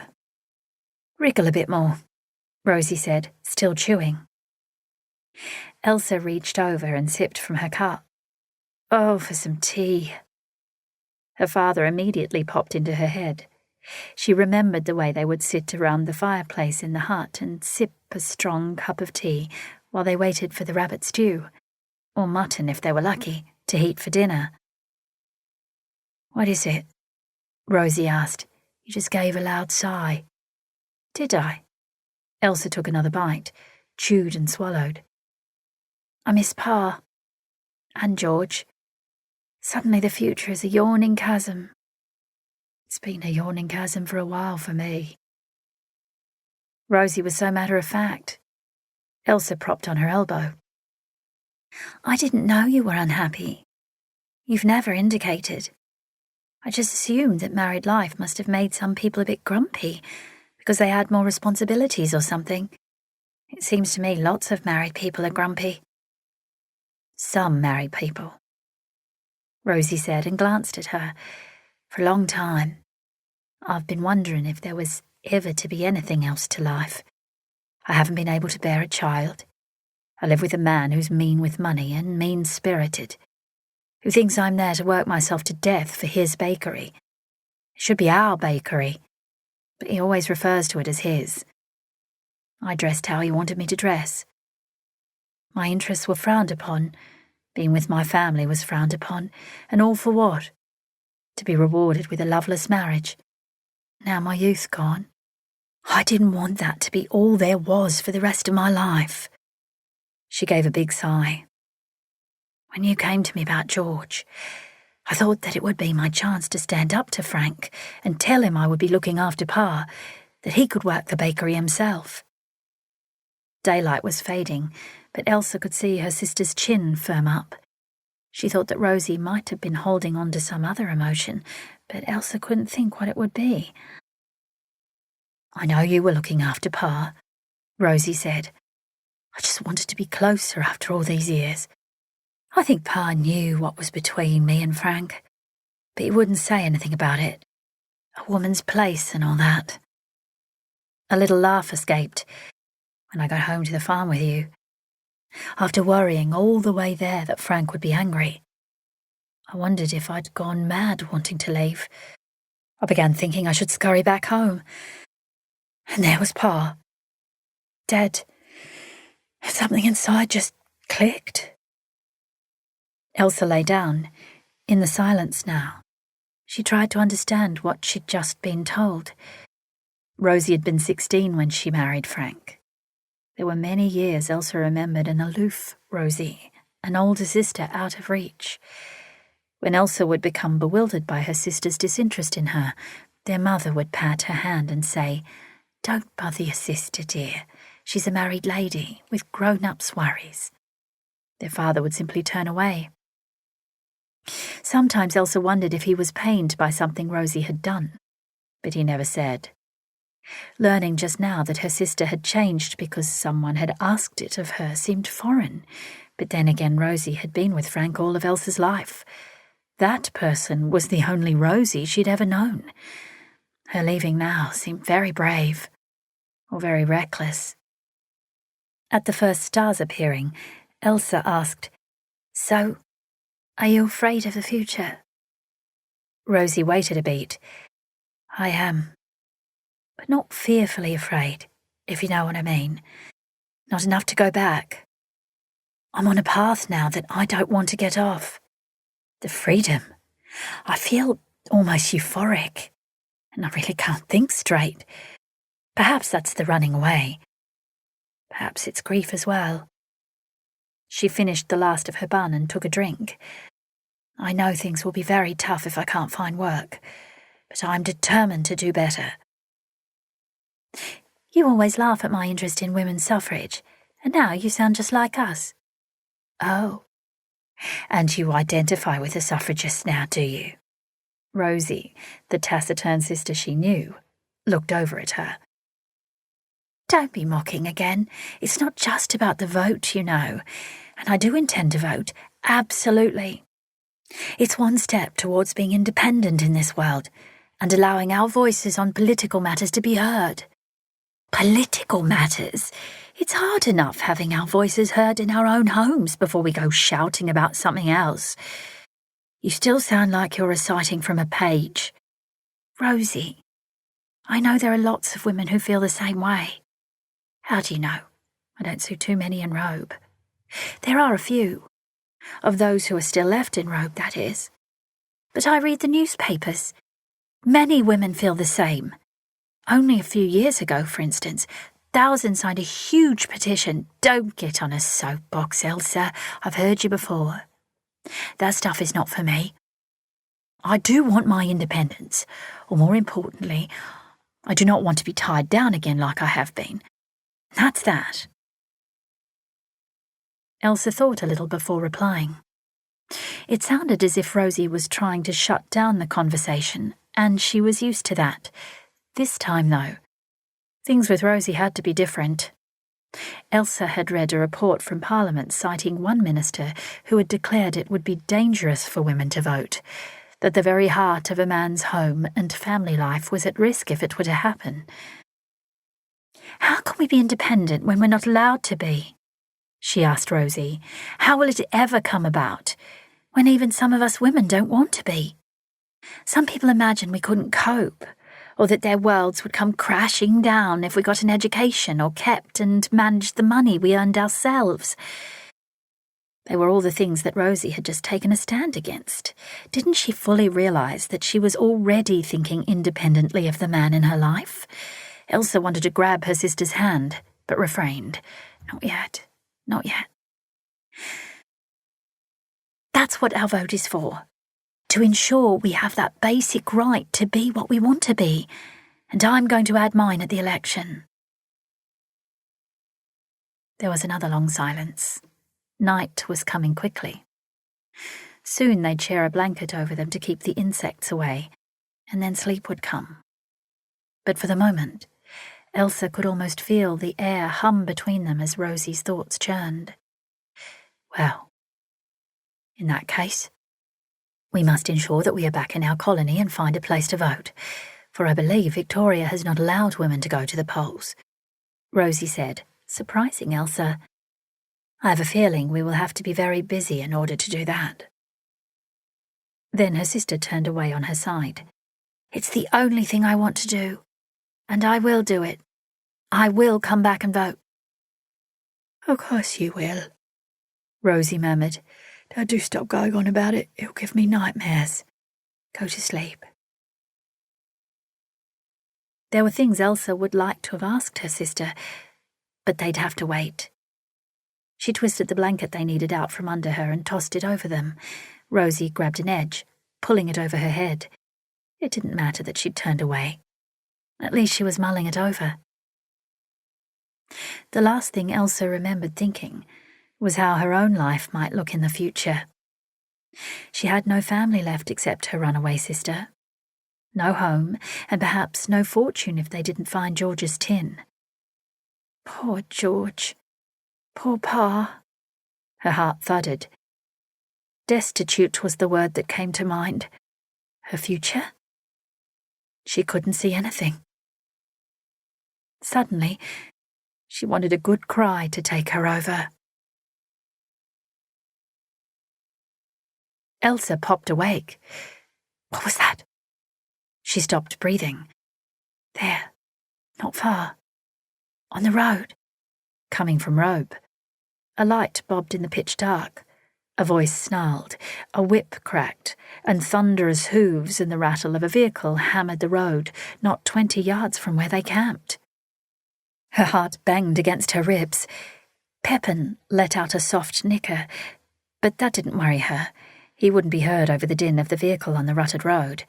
But the shock of knowing they would have been found had they stayed at the Kangaroo Inn ruin made her feel sick. Sucking in shallow breaths, she snuck her hand across to find Rosie's strong, warm fingers had already reached for hers.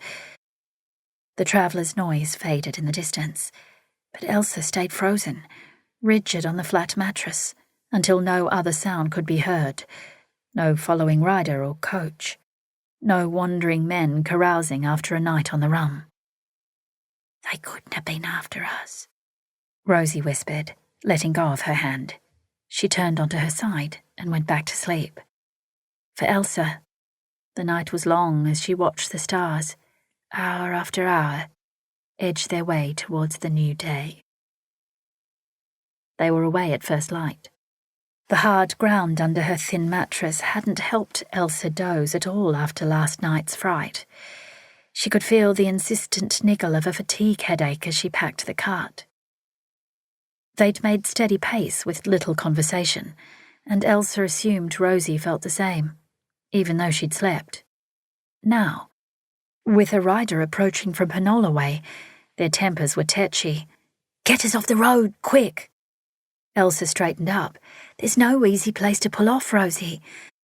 There's that great drain all the way along on one side in this section and no way through the scrub on the other." Rosie was hanging onto her seat as the cart bounced behind Pepin, who was into a slow trot. "We'll just have to hope it's no one we know." "Even if it is," Elsa said as she tried to steady Pepin's speed, "we have a perfect right to be here. Besides, they're coming from the other way. Just keep calm." "I am calm," Rosie snapped. "Right." The rider held up a hand, indicating he wanted to stop. Elsa's thoughts spun. If she'd just waved in return and pressed on, it would be rude and likely gain notice. Two women flying past in a cart, not stopping for a friendly chat. Then again, if they did stop— "Oh, God," Rosie said through her teeth, her voice jumping with the corrugations in the road. "It looks like Mr. Milton. All that white hair and that long beard." Elsa groaned. Mr. Milton, a retired solicitor in robe, had known them all their lives and would easily recognise them. He'd wonder why they didn't stop. It would be the first thing he'd report to Frank back home. The detail of whether they stopped or not. "We have to pull up," Elsa said and dragged in the reins. Pepin slowed. "Why? Just go straight past him." "Ahoy, young Goody girls!" Mr. Milton shouted and raised his hat high in the air, waving it before he shoved it back on. Hauling his horse to a stop, he waited until their cart was alongside. "Or I should say, Miss Goody and Mrs. Putney. I'm getting so old. I still remember you both as little children. And always a pleasure to see you." His smile revealed big teeth, a gap between his two front ones. His long white beard was dotted with insects. Elsa and Rosie spoke in unison. "Good day, Mr. Milton." "And you're a long way from home now," he said and peered into the back of their transport. Rosie started. "Well, our father has died, Mr. Milton, just after we learned our George had died. We are going to—" Rosie dug her hard in the ribs with an elbow. "Panola to inform relatives. It's so much quicker than sending a letter in the mail, you see." Mr. Milton looked appalled. He snatched off his hat again. "Oh, Lord, my deepest sympathy. Your George, so young, and your father too."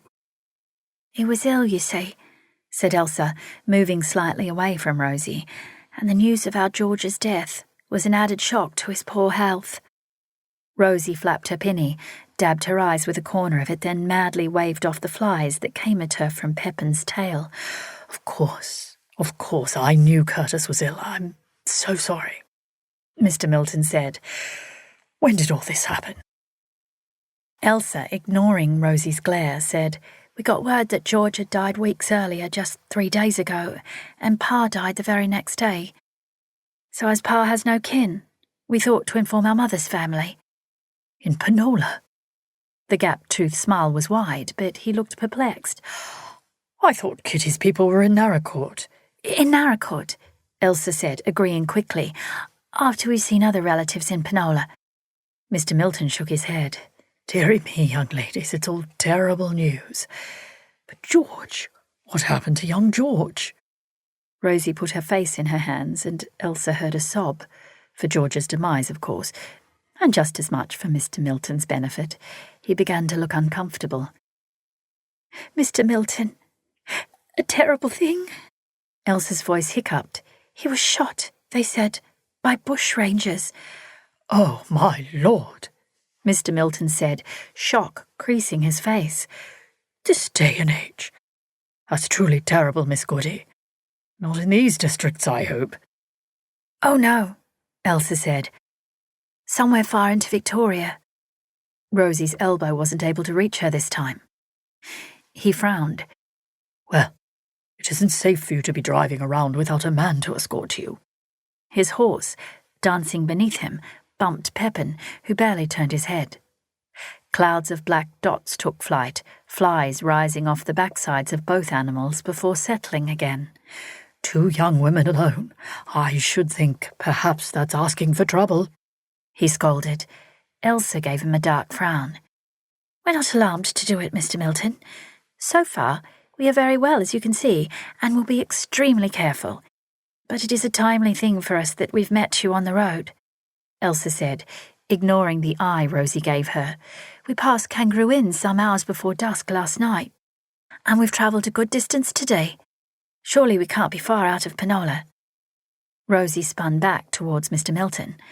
He sighed as if in relief. "That's true, Miss Goody. I reckon 2-3 hours at the most." Looking Pepin over, he said, "He looks to be in good nick. He should do it easy. But if you're to get there before sundown today, I shouldn't keep you any longer.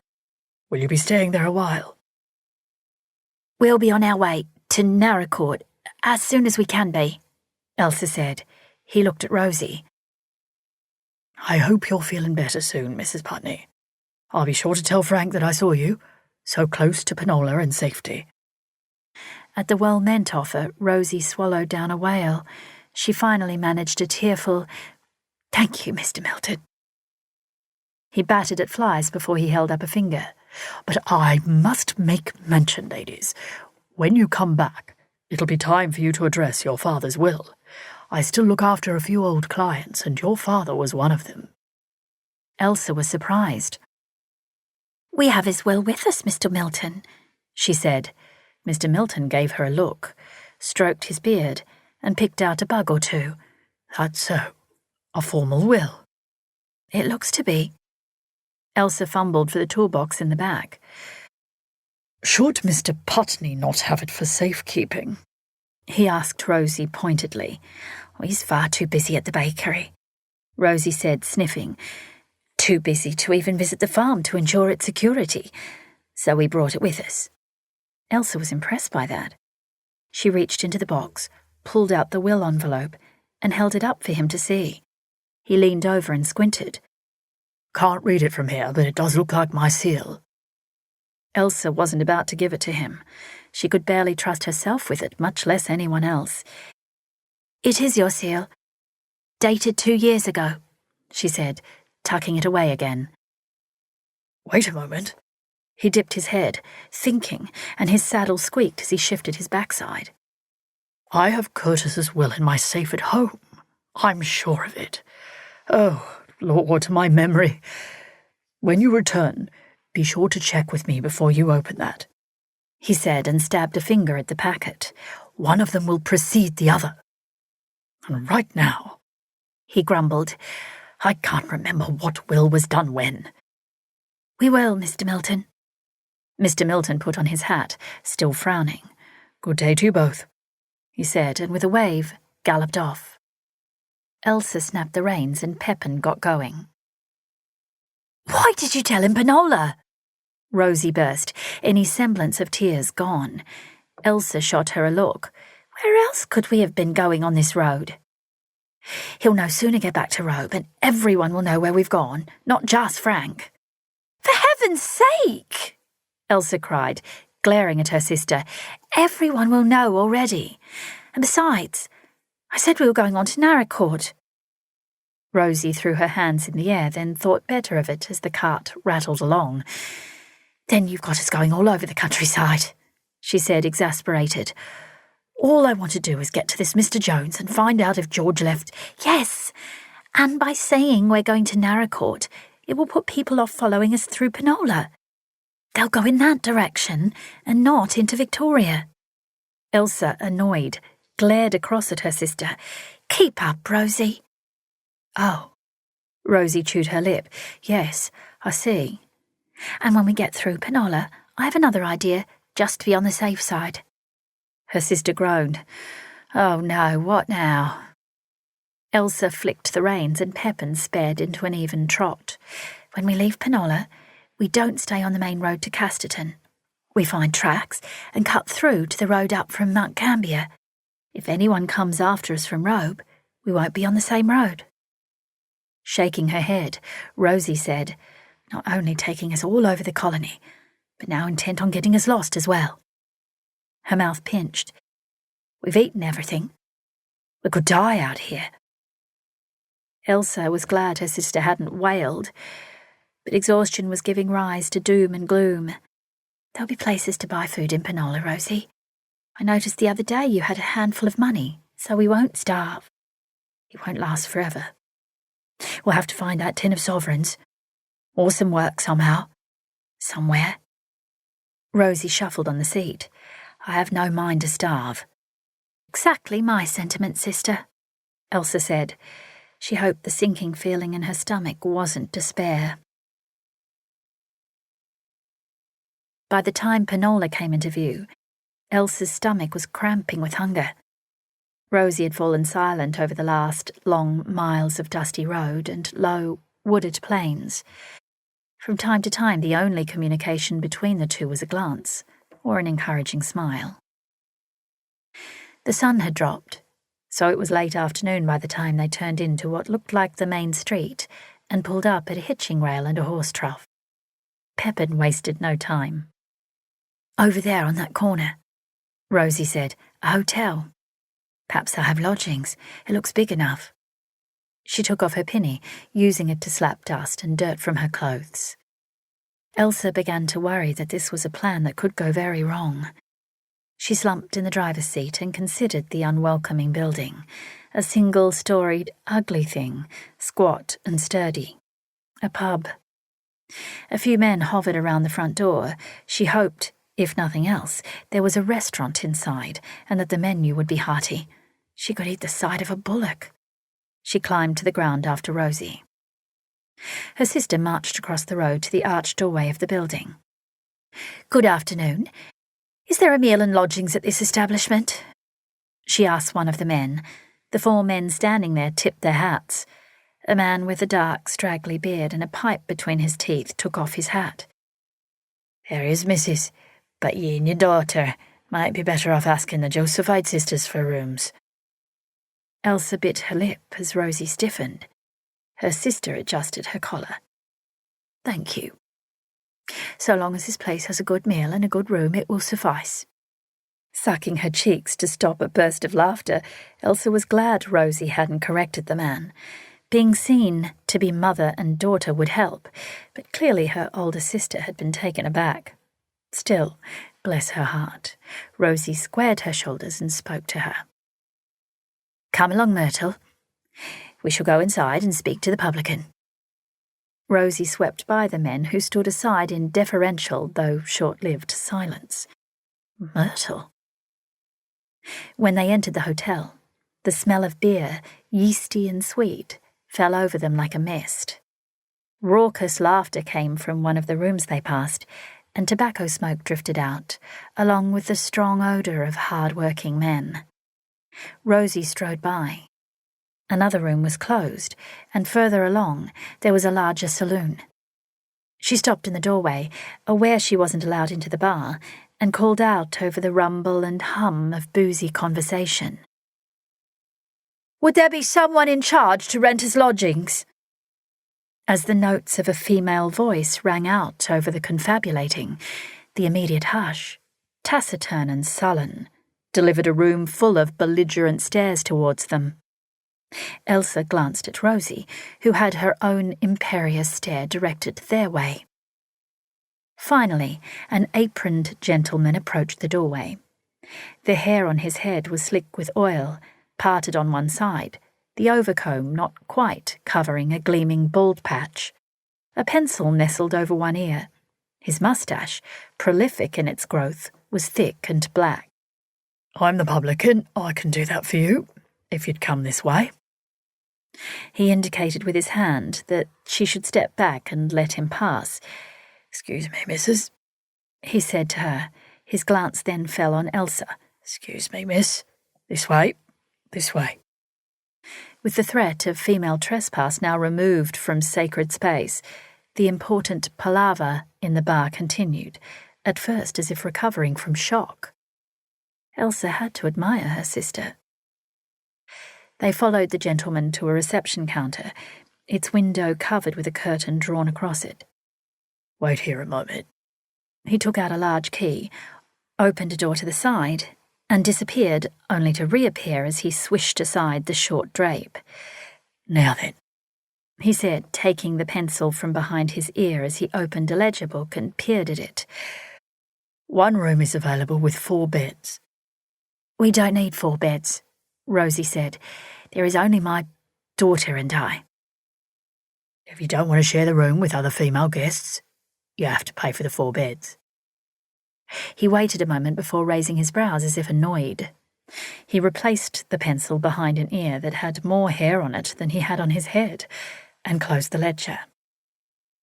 As if there'd be other guests. Do you have a room with 1 double bed? My mother and I don't mind sharing, Elsa said sadly. We have travelled very far to inform dear relatives of 2 deaths in the family, and we are so very exhausted we could sleep on the floor.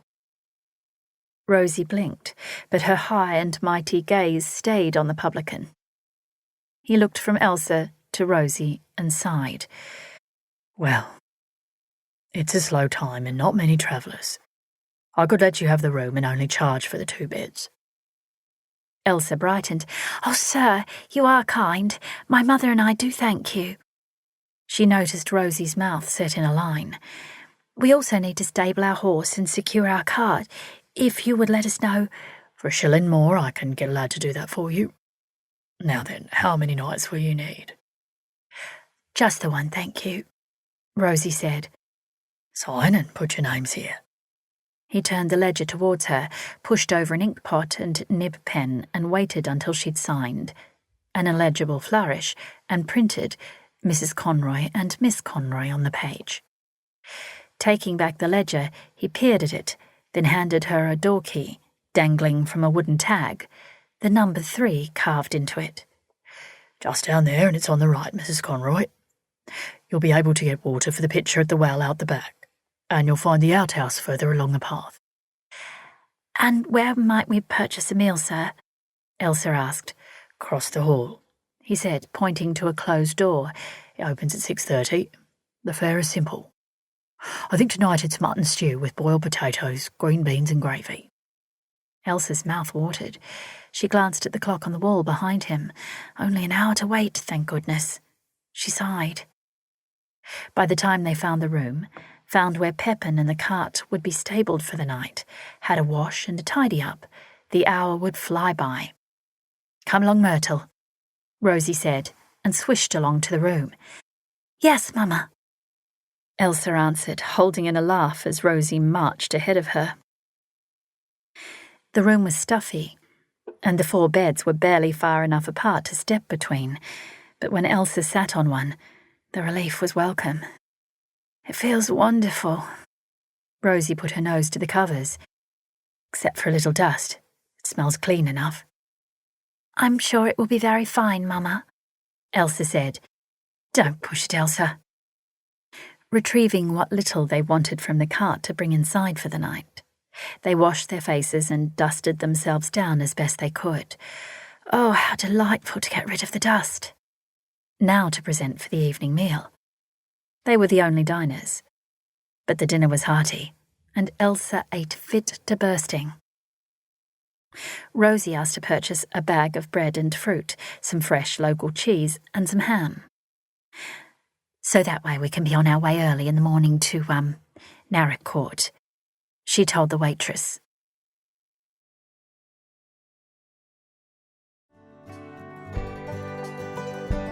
This is the end of CD 3. The book continues on CD 4.